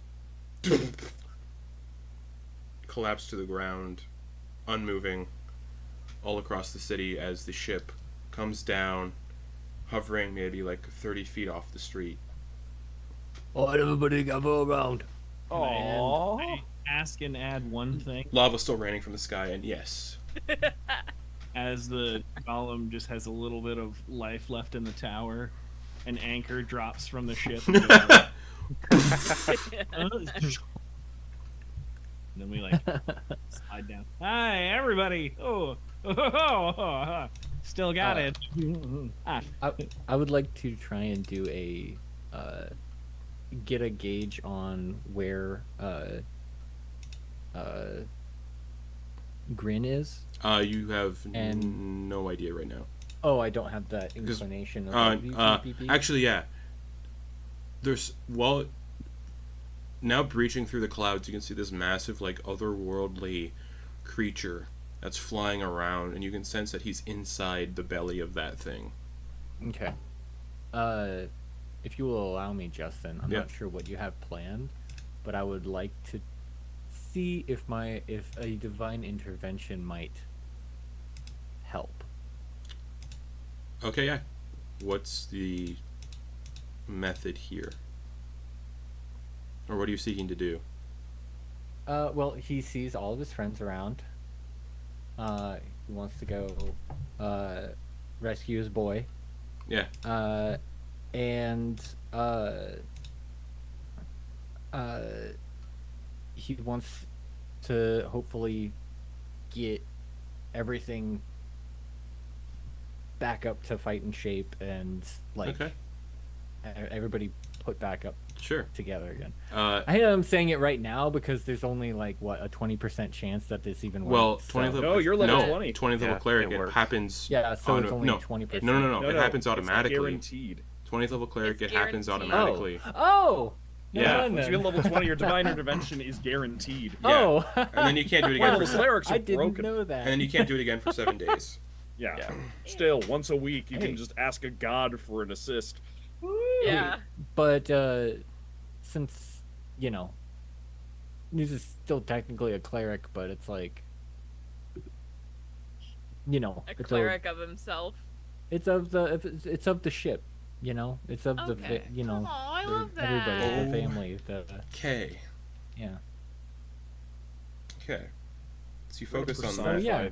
Yeah, I this didn't know I Yeah. could just say Yeah. it and it would work. Yeah. This divine intervention is about to, personify the Void Maw Oh. into a deity. Get ready. Yeah, So essentially. There's just gonna be, as Dishonored the- style, just a ship floating through the void with as- a mouth that appears. As the void maw kind of comes in, the hull that was once dark purple wood ripples slightly and turns to flesh.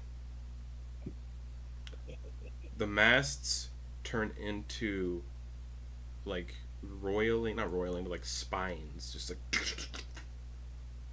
a tail bursts out of it. Very similar to the cat bus from My Neighbor Totoro. The portholes in the side of this living ship, you can see the crew inside still like, wait, what the fuck? They're all confused as the front of the ship where the figurehead would be, and forms into a grinning, fanged mouth.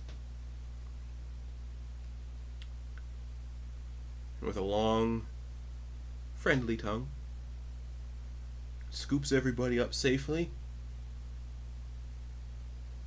Nice. Oh, don't worry, guys, I got you. And then, it's like in this comforting saliva in its tongue, you're all basically given the benefits of a long rest. Because when you leapt through the portal, you were fully restored. Mm-hmm. And then it puts you with this long, like giraffe-like tongue, and puts you all back onto the deck, onto its back, where there really isn't much of a ship anymore. It is just creature now, very much a similar-looking creature to Arcane's Bane that is now flying through the sky. You now have this sort of very eerie, almost identical-looking creature.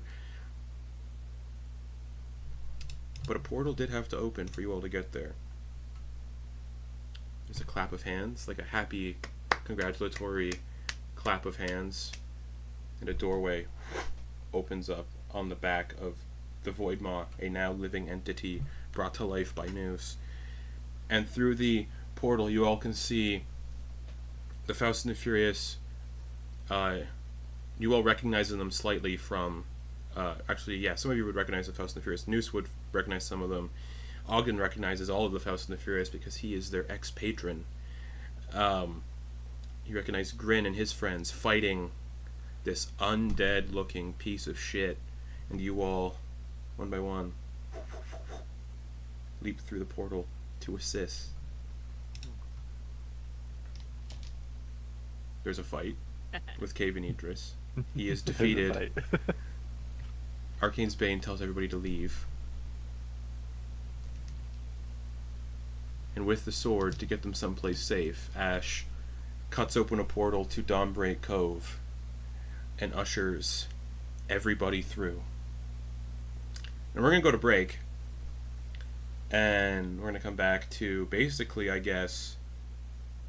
Yeah, I'm glad we get like the other half of this, and then we get the session next week to close things off. It gives us more time. So, you're going to be back in the shoes of three characters when we come back from the break, interacting with each other on Dawnbreak Cove, hanging out. So we'll be back in about 10 minutes. Goodbye! You all find yourselves standing in a sprawling vineyard.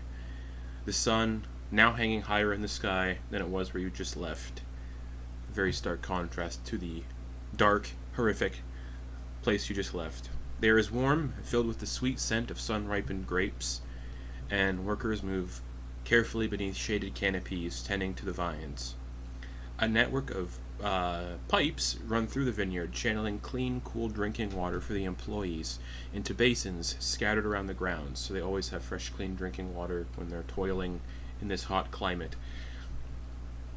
As you all kind of appear suddenly in the middle of a vineyard, kind of take in the surroundings. The workers all kind of glance your way, confused by the sudden appearance of, like, numerous people, just until they notice Ash. One man kind of steps forward, a little hesitant. Ah, Lord Ash Gerhardt. Sorry, what name do you prefer? Either works, honestly. It's been, I'm surprised you've recognized me, because I think it's been like 40 years since I've been around. Well, You also haven't aged today. Well, yeah, I'm more surprised that someone is still living who recognizes all your me. there's paintings everywhere of you in the house. Are there now? Still? Oh, that's lovely. Yeah, you're a work of art, my friend. The hell.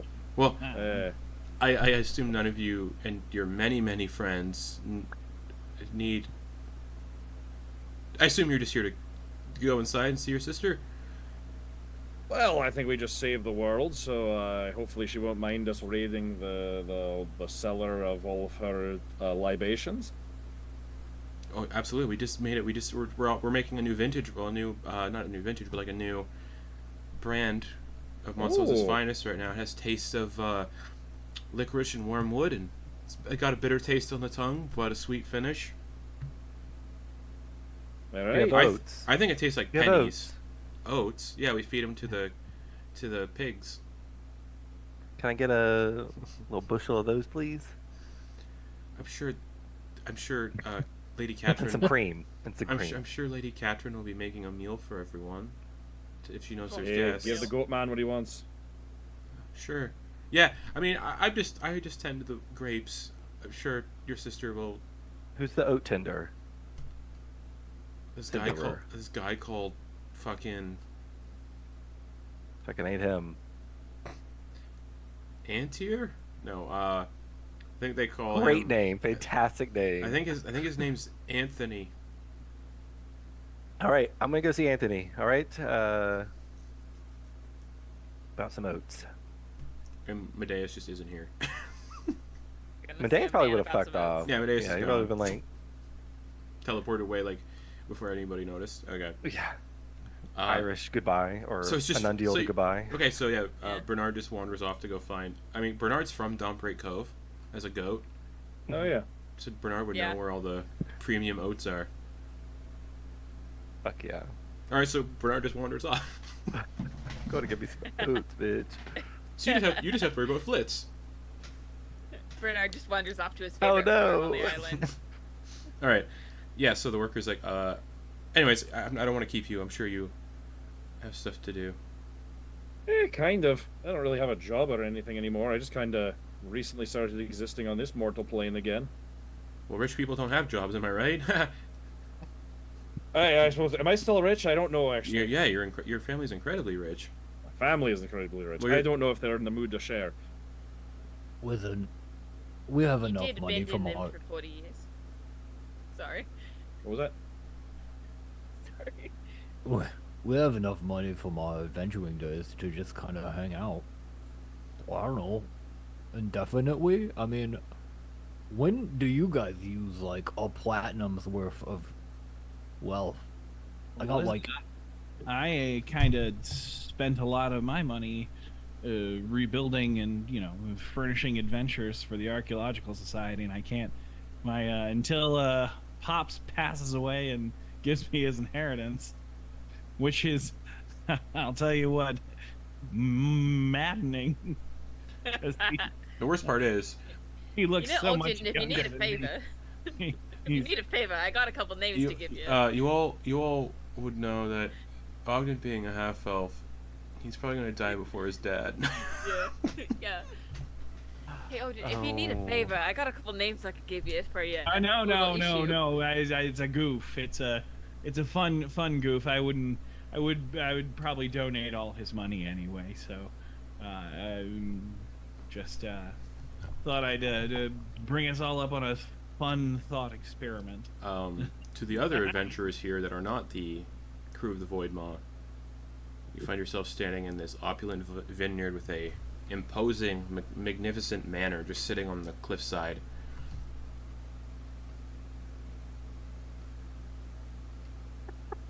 This place Not seems to be, fun.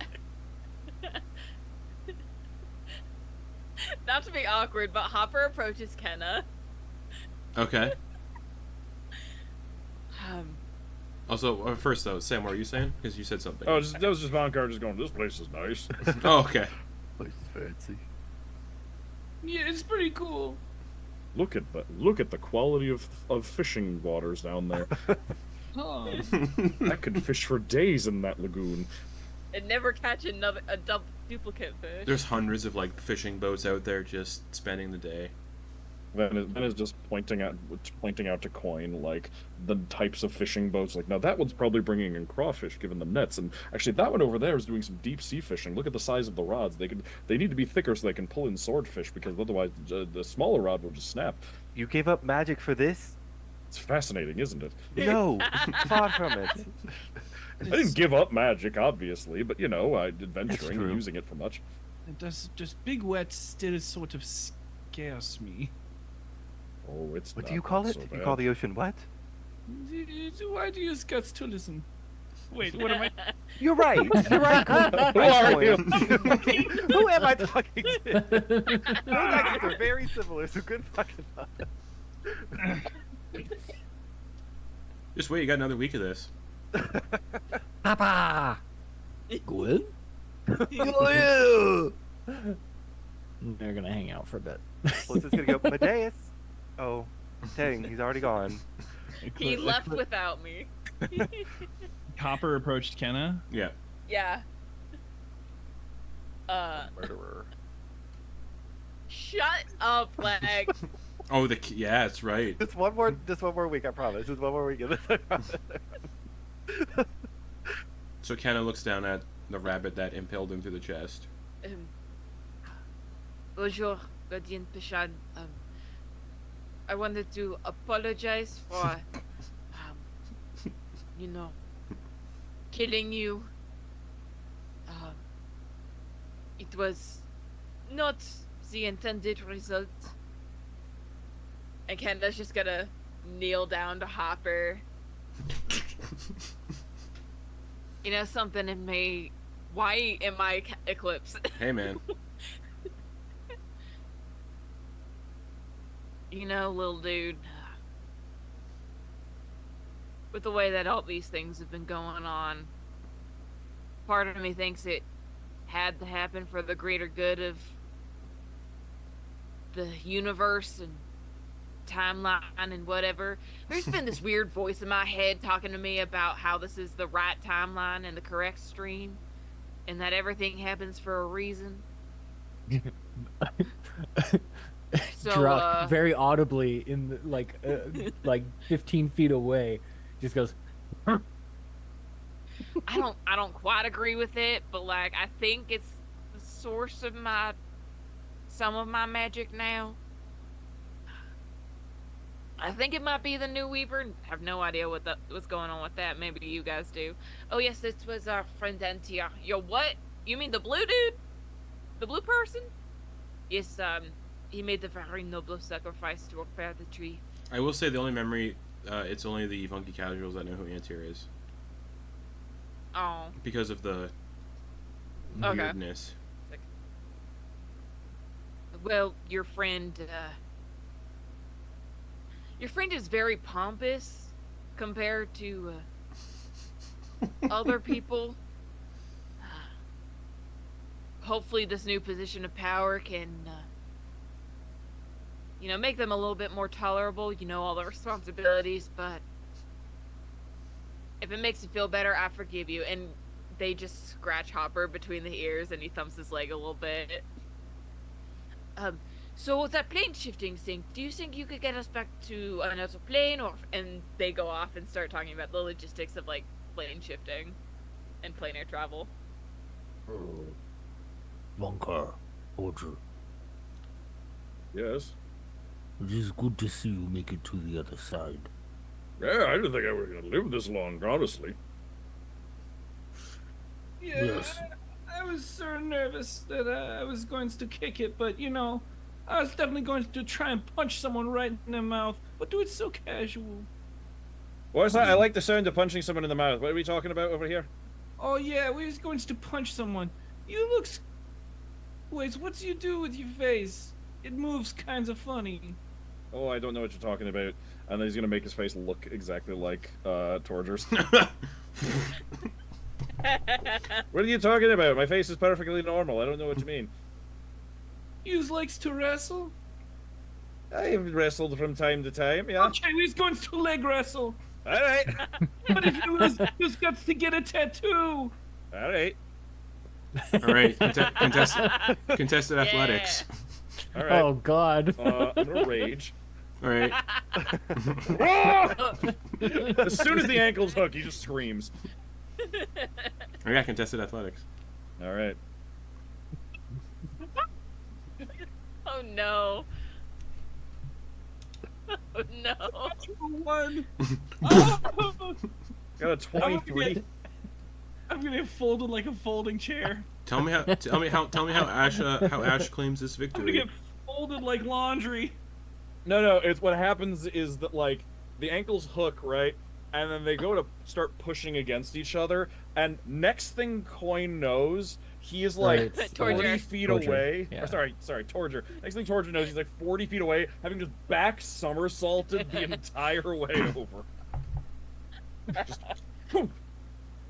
And then like hitting against a tree or something and coming back and like rubbing his backside and just being like, okay, so what's your favorite animal? Favorite animal. Goat. Okay. What do you think? Is here okay? Yeah, it's a good spot, right? Yeah. Okay. And he starts working on a buff goat, like a super buff goat. That looks that has a trident.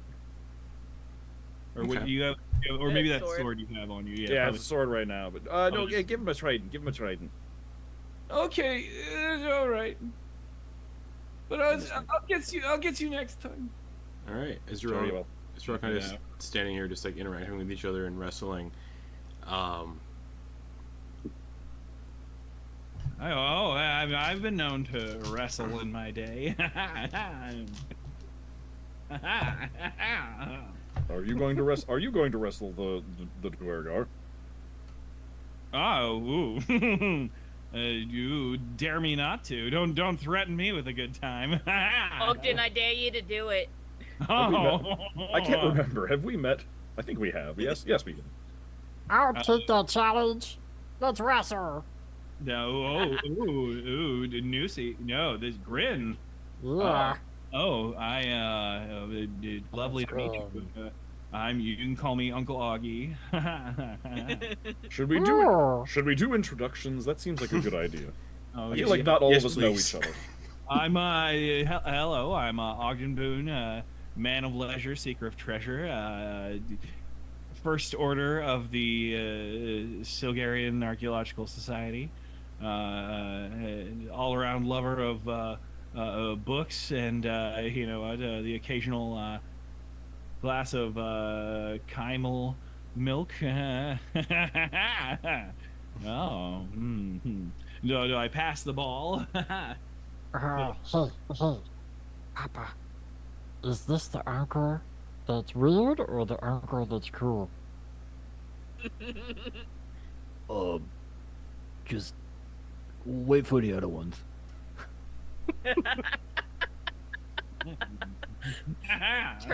Turns out Henry was the one that was cool. Hey, Ogden, why don't you hand that one to that Dragonborn, and then to that, the little Dragonborn, and then to the Duergar, just for the sake of organization. That feels like a good order to go in. Oh yeah, for sure. Ooh, man. Yo, Okay. So my name is Torger Otrson. I likes to go to all sorts of places, and I finally can see all the colors of the rainbow. So that's pretty cool, I guess. I can see, I think, any color that exists now, unless you guys are saying unless there's actually gray. Is gray real, or was it something I thought of? Eclipse just motions to her face, because she's a black striped gray tabaxi. Maybe with more experience, I will one day see the true color of your skin, the true color of your fur. Maybe one day. Just gonna stare at this guy. Maybe one day I'll see the same thing for me. Great skin. Okay. There's one more shade of color or hue of colors that Torger can't see. Hush, Geiger. That nobody can see. That's the That point. no one can. That only Nobody. shrimp can see. Yeah. And hello, I am Sir Coin Harting. I am, as you can clearly see, a knight of, the two-headed god. I started out Bahamut, then I went double god, let's go. That god's the goat, so you need religious musings. Come hang with me. I've never been on a date, so this feels a little bit like a dating profile, but Speed dating. all right. I'll be over here trying good juice. If you guys want to try some juice with me, have some juice over here. But I like juice. I found a new juice friend. Hey, juice friend, why don't you take over and introduce yourself with juice? All right, I'm gonna go start making juice. All right. Hi, hello everybody. My name is Vonkar. I'm a real old dude. As the kids would say, I think, as I've been venturing with these young folks for a while, they keep me young. I've got a niece who does some archaeological type dealy things, so yeah, you might have run into her once or twice, Mr. Boone. I just, I was retired for a while after a bit of an adventuring accident, and happy to get back out there into the world and seeing stuff and trying things out. And what do you know? You end up saving the world, I guess. So that's me. That's my story. I'll pass it on to this exuberant white-haired fellow who's apparently very good at leg wrestling. All right. Hi, everybody. My name is Ash Monsoza. This is at one point my house, right there, and island. I lived here. Formerly the Ash Heart, Lord of all the Nine Hells. Looking to get back into that gig after I was booted out, unfortunately. Quite enjoyed being in charge of hell and the never-ending war of killing demons. It's quite fun. I miss it. Sure. Let's go over to Mr. Green Thumb here. Hello. Thank you. I don't actually garden. Oh, because I see. That's funny. Thank you. Hello. I'm Venki Hollis. Formerly a priest of Armathnan. Formerly the school physician at the, what was the name of the magic school again? Soulspire Academy. Oh yeah, the Soulspire Academy. School physician's assistant at the Soulspire Academy, and then a wizard, and now retired fisherman, I suppose. I retired to fish. Also, the one and only Ben Cahonis. Oh yes, well there was that one unfortunate time where I burned down a temple, but we don't talk about that too much. And let's pass it on to Flitz. You're muted. Muted. Yes, just me. Let's cast silence on themselves. Oops. Guess I gotta go. Oh, sorry about it. Anyway, calling Flitz Tumblepots, resident of Hollyshire, student of the academy, professor of the academy.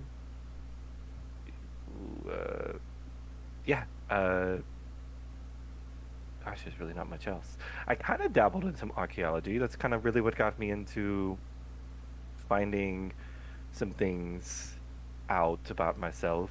And then there was a lot of trades and anyway, that's in the past. I guess it kind of looks at Noose and kind of cringes away a little bit. Yeah, you can go. Yeah, all right. Hey, I'm Noose. I really like my friends, and we've been hanging out for a really long time, and we just got together again, and now I'm nervous. It's been so long. I've been by myself in the Feywild. Well, not by myself. We've got Grin. Hey, Grin. Hey, Papa, thanks for remembering me. No.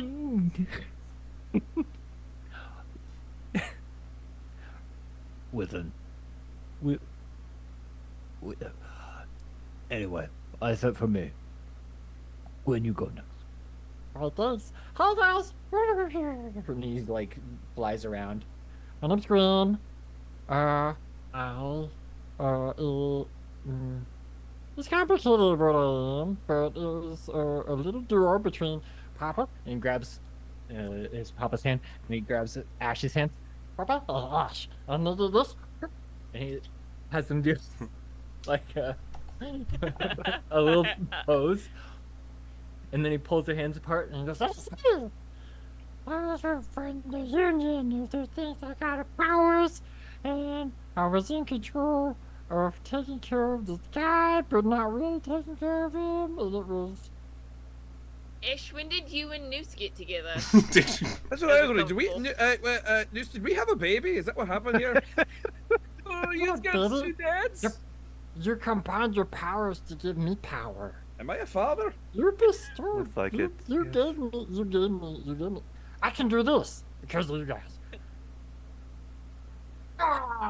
And he goes, he tries to punch the banister on the stairs. Fascinating. Yeah, he's not that strong, so he's probably not gonna do much. Oh no. I don't know what. Eclipse just does a slow applause. You don't have to roll for it. You just punch it. Yeah. He doesn't look like he got hurt, but yeah. Oh look, I see a little crick in it. There's a little crick in the banister. I think that's a word grain, but thank you. I think I'm done. Thank you for that. You can go next. What about Druck? Yeah, what about Druck?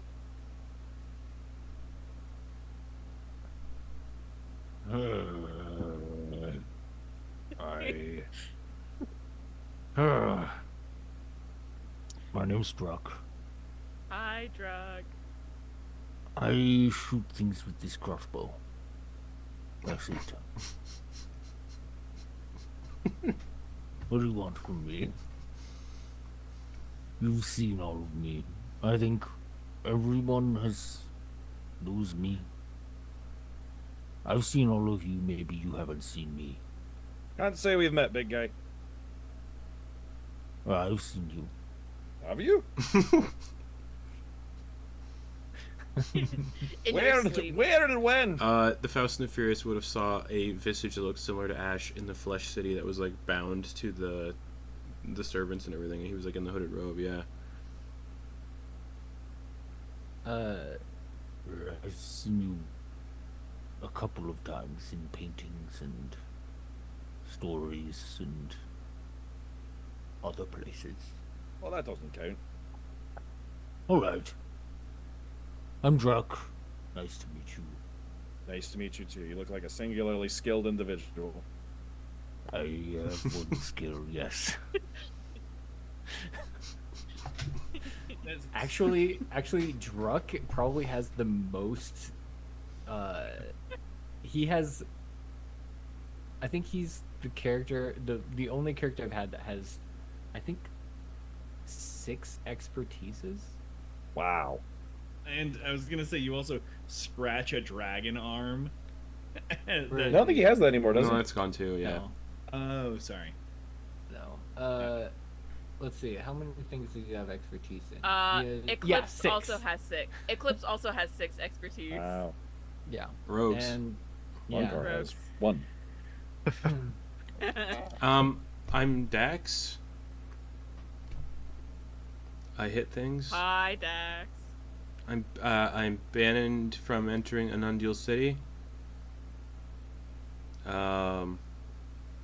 So I travel with Druck, and I've been living in the woods with Druck for the last 6 years. We camp a lot. We hunt. We hunt. We take care of his sister Druda. I was possessed by mind flayers and acted as a mind flayer's like champion, god champion thing. And I almost destroyed Ven's hometown. But we fixed that. So it's all good. If you write any letters, write them to Dax. Not Yeah. me. Druck can't read. I can read, just I don't like to. It hurts. I was making a joke. There's a lot of people here I don't know. He hands the talking ball. Talking ball to Doe. Hi, I'm Doe. I'm a Mimicborn, as you can see. And the Faust and the Furious had recognized the Mimicborn from like where they fought Ven while he was possessed. I can turn into things, and they just turn into a Shea lounge chair in the middle of the vineyard. Just Oh, that's nice. Pops in it. immediately adhesive to it. Oh no! It's like a fly trap. But when you you know how if you lie down wrong, your ear will be like stuck wrong, molded weird. and it's in the wrong no. spot, so it's like bunched up cartilage. He's like, "This ain't fun." Doe drops object form, so you're no longer sticking to them. Yeah. He slides it up. Oh, that's a cool trick. Oh. Torger's my best friend. We met on a wagon train that was raining lollipops. Yeah, we got to eat lollipops together, and that is the friendship bond that we have. Yeah. If I ask to lick any of you, it's not creepy, it's just how I greet people. I tried that one before in a bar. It didn't really work. So, like, walks up to News. Can I lick your hand? Yeah. Licks your hand, just...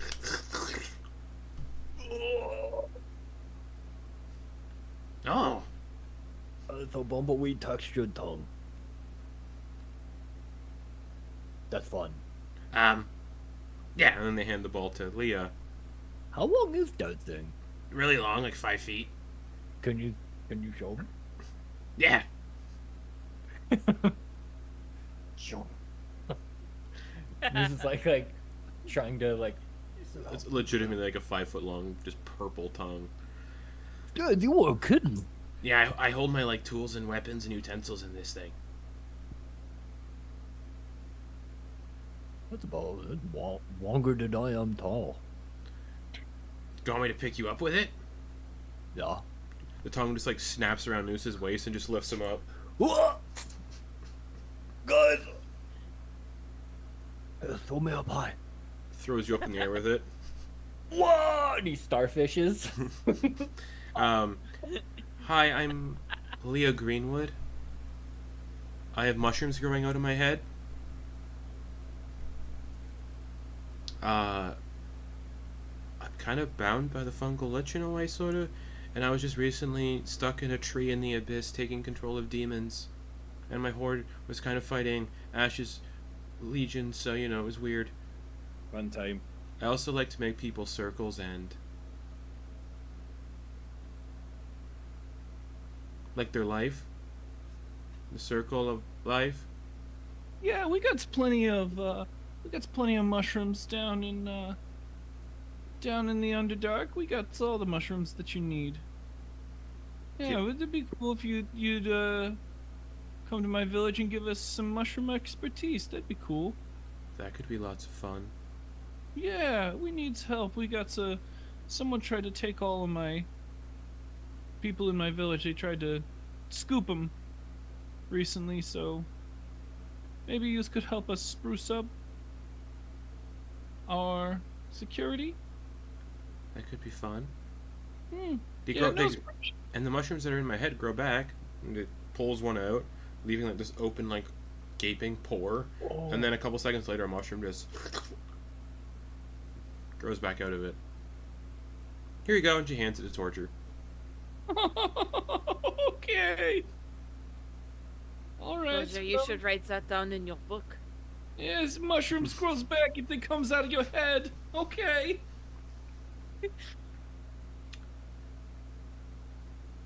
And he puts it in his pocket. And Leah just stands there. They're like their eye sockets still like sunken in and black. Just. Mm-hmm. Ugh. looks towards Flitz. Oh, we haven't met. And roughly the same height because they're I'm halfway. okay. So they walk over and they go to shake your No, hand. it's fine. Hi, I'm Leah. I'm Blitz. You've been Nice to awfully meet you. quiet. Yeah, everybody else has a lot to talk about, and I'm just here by myself. Do you want a mushroom? No. You look like you're a vegetarian. I am, but funny thing, I don't like You mushrooms. look like you're a vegetarian. It's funny, I have a tattoo on my forehead that says, ask you if I'm vegan. It's a tramp stamp. You're all On the forehead? Forehead tramp stamp. Forehead tramp stamp. Flitz is all about. So Flitz is all about labels. you all 100%. introduce yourselves, talk to one another, and eventually word gets around of the large group of people just chit-chatting in the vineyard. And approaching the group, Ash, you see sort of a familiar figure, but they are old as fuck. An older woman with a commanding and regal presence. Looks like she's in her early 70s, mid 70s, dressed in a long navy blue surcoat over a golden tailored suit. White hair is short, neatly maintained, and she moves with the grace of someone of like authority. And just looks at you. And Justin can't do a Scottish accent. I think if I remember correctly, Ash was like the only one in his family that actually had a Scottish accent. Just because I can't do them. And it's just really funny that that means he affected the accent. Welcome home. Howdy, sis. You brought a lot of friends with you. Well, I just met some of them recently, today, a few minutes ago. She looks at the one she's familiar with. Sees all the new faces. Well, welcome to the Monstrosities estate. Seeing as you're all guests, I would love to offer you all dinner, wine, and a warm place to sleep. It looks like you're all quite haggard and ruined. We did just save the world again, so I think. Funny, your sister was sort of saying the same thing when she came back. And Did she? And if everyone forgot, Anna got cursed as well to ferry the she was souls of the dead. Yeah, basically Davy Jones. Yeah. So she just, Catherine mentions that Anna is also here. Oh. Is she around my age still? Strangely, yes. How about that? Older sis? Of course, it's still very weird. But yes, if you all follow me, the children would love to make dinner for our guests. Well, eat with our guests. Oh, the children, the orphanage? Oh, I thought you meant you had kids. Oh, never. That's why I was like surprised. I was like, what? No, the Monstrosities strictly adopt their children now, just out of need. Not need. Need's the wrong word, but sorry, there's so many people here. Oh yeah, it's a lot to keep track of. Hi, how's it going? Hello, nice to meet you. Nice to meet you. Catherine looks at everybody. I'm Catherine Monstrosities, eldest surviving member of the Monstrosities family, and also governing head of this entire continent. Why don't we go around and do introductions one more time now that she's here? I think Eclipse just slips Katrin a note. I feel like they have some sort of like subtle agreement where they keep out of each other's way, with the Acacia Grove and the Red Dot. Yeah. This way, please. And she starts to lead you all towards the manor. Blitz is gonna grab like Noose's arm and like pull him back. So I know we have. I don't want to call it history. That sounds weird. Okay. I have some things for you. I don't know if you're gonna really want them because you don't look how you did when I met you years ago. What? And so I think anyway, so he's gonna pull out this book and it's kind of weathered, and there's frayed edges of the cover. It just looks old. It looks probably like, I don't know. It looks old. It's a book of poetry that I wrote on behalf of who I think you were when I met you. Yeah. Here. And gonna take off from underneath their clothes. They kind of like they're like overclothes. They're gonna take off this necklace, and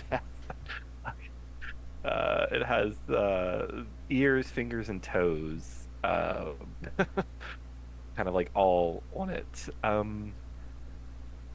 This is yours as well. Oh, this was so classic. Oh, jeez. Maybe you can work with this to, I don't know, get back to what you were before. I think that page is turned. Oh. Let's just say it's always been difficult for me to fit in places. And Yeah. I thought the Feywild would be different. But it's not. Everybody's always wanted to ask you to get to one side or the other. And I just want to be me. Oh, that's really deep. It's deeper than I thought that you could think, if I'm being honest. Sorry. Let me see this book. Huh. Okay. Oh, this is good stuff. Poems are alarming tales of horror with uncharacteristically whimsical wordplay that focus around flaying of flesh and collecting of toes, fingers, and ears as token of prizes. It This is also great. talks This a lot is- about boggles, I imagine, This is oil-covered good. creatures, brandishing skinny knives and flaps of skin, ear, fingers, and toes. This will scare a lot of kids to do the right thing. And it's, I think I worded it way back when. I worded it that it kind of reads very similar to like scary stories you tell in the dark kind Oh, of cool. situation. So like those like short, couple lines that are just enough to freak you the fuck out. So who do you think this? If it's this necklace was yours, but now it's not. Who do you think it's tied to now?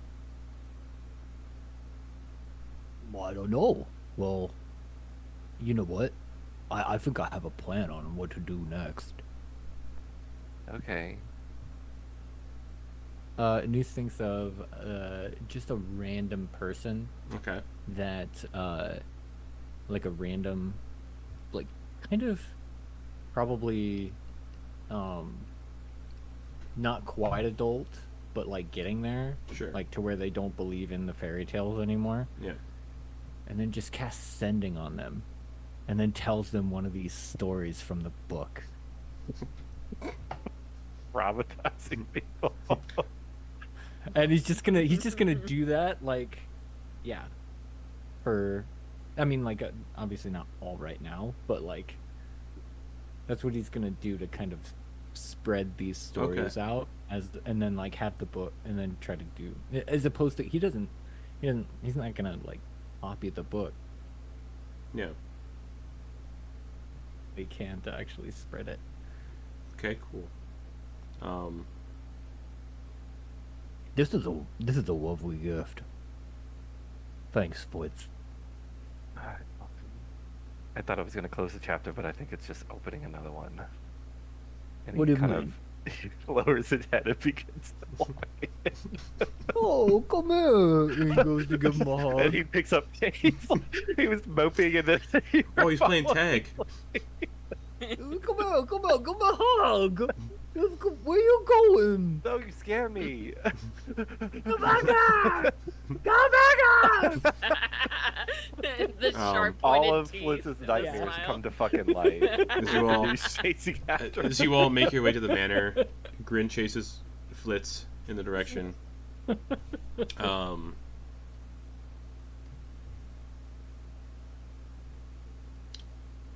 Yeah, its imposing form rises above the surrounding vineyards, and there's many vineyards along this cliffside. There's like hundreds and hundreds of employees all working.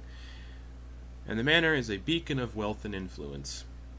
The creamy limestone and coral walls gleam in the late evening sun. Their surface, holy moly, their surface slightly worn by salty air and time. Tall arched windows with pale blue shutters stand open, letting the breeze roll through. The grand staircase leads up to a wide set of double doors, while vibrant tropical flowers creep along the stone. The roof is made of red terracotta tiles, which contrasts with the green of the vineyard below and the deep blue of the distant sea. Verandas wrap around the manor, shaded by intricate wooden pergolas draped in flowering vines. Basically, these people have a fuck ton of money. From the open balconies, you catch glimpses of brass telescopes pointing towards the sea, while a larger, much more expensive telescope protrudes from the roof's southern point and up towards the sky. Katrin leads you all into the manor, and the interior reflects a few purposes: a winery, the home of someone rich and influential, and then one large wing dedicated to an orphanage. As you enter the grand foyer, the scent of oak and aged wine lingers in the air, complemented by the ever-present salty sea breeze.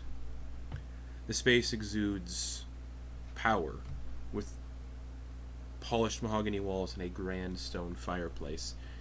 And above the fireplace, dominating the wall, is a striking portrait of 5 siblings. The eldest, a woman with well-kept hair and a serious expression, stands at the center, her posture straight as if fully aware of how important this painting is supposed to be. They look like they're in their 20s or so. To her side is a slightly chubby teen boy, wearing the robes of some sort of priest in training, devoted to some unknown sea god. He has a more serene sort of expression. Next to him is a teen boy with shoulder-length hair and a haughty, pompous demeanor, dressed in the finery of a noble, his stern gaze just staring outward. The other 2 figures in the portrait add more liveliness to the serious undertones of it. A younger girl in her early teens has a wild, playful expression, caught in mid-wrestle with a young boy who is slightly younger.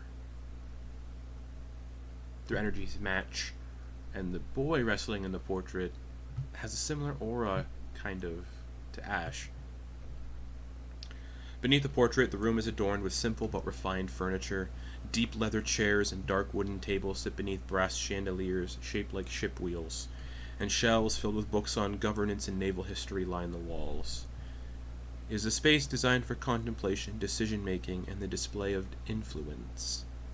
The winery, an entire wing of the manor, is devoted to rows of oak barrels resting in cool, dimly lit cellars. Bottles of wine carefully labeled by vintage and year are displayed with pride, and they all look very expensive. Probably too expensive. Eat the rich. The tasting room, while practical, has large windows offering views of the vineyards stretching out towards the distant coast. A heavy oak table sits in the center where tastings are held, wine glasses carefully arranged for visitors and guests. To the right of the foyer lies the orphanage wing. The atmosphere is lively, bright, and sunlight streams through the wide windows. Colorful rugs soften the polished floors, and shelves are overflowing with toys and books.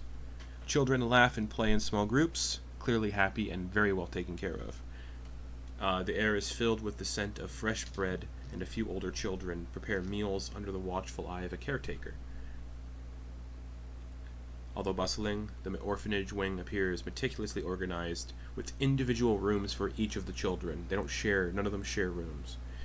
And comfortable beds in dormitories that have been thoroughly decorated. And despite the grandeur and importance of this place, it feels homely and inviting, specifically for the children. And as you all step in, a woman in her mid-20s bolts up from the nearby sofa, strikingly looking similar to the youngest girl in the portrait, and just runs it straight towards Ash, and the members of the Voidmaw crew would recognize Anna Monsoza, once cursed to roam the sea's depths, collecting those who perished in its waters.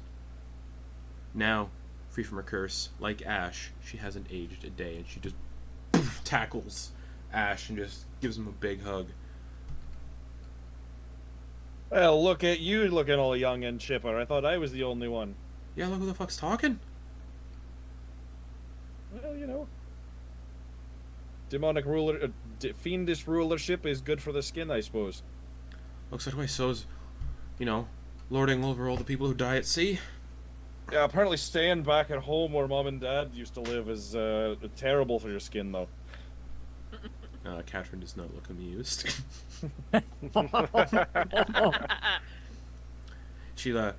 Anna looks at everybody else too, and she sees News, and just gives News a high five.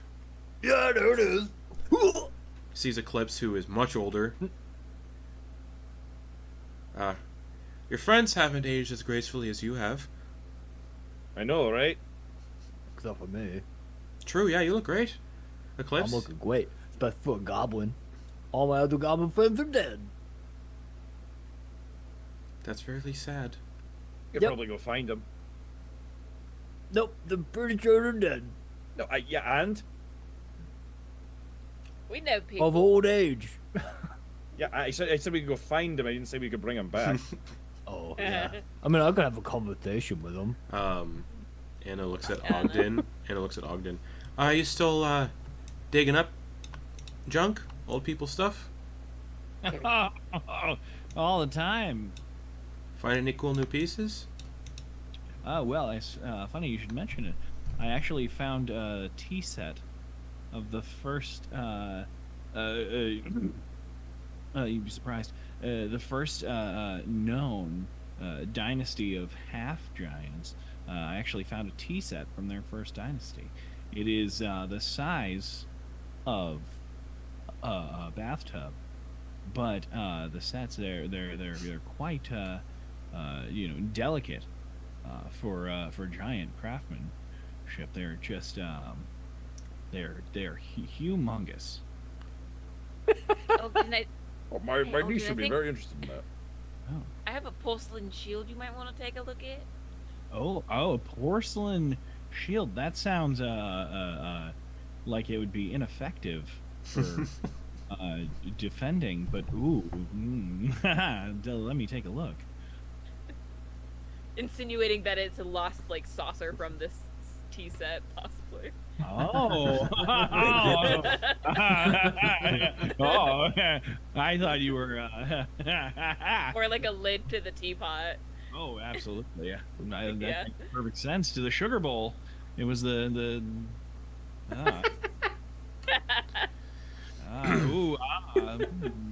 They weren't worshiping a god named Sugar. No, this is actually it's for sugar, you see.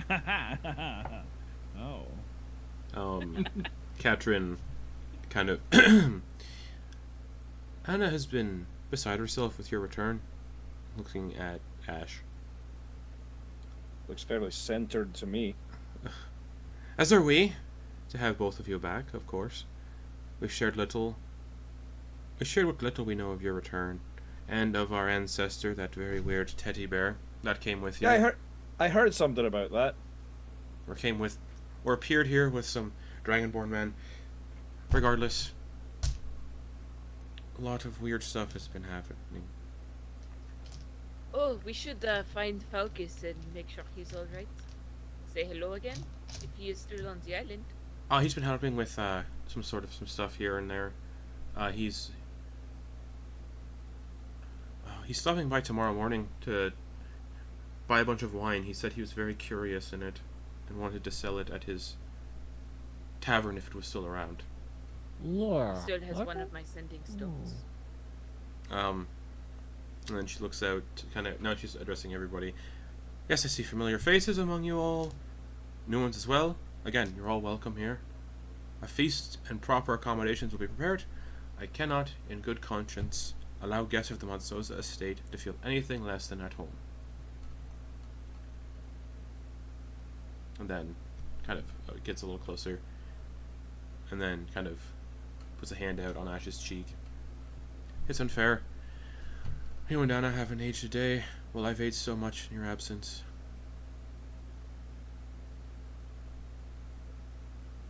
Different lifestyles. Kind of just like she kind of just like lets the like the professional demeanor drop, and she just punches you hard in the shoulder. Ah! And then Watch the old lady river. I'll break your hip. you could try. And you see before emotions start to get the better of her. Find yourselves a room.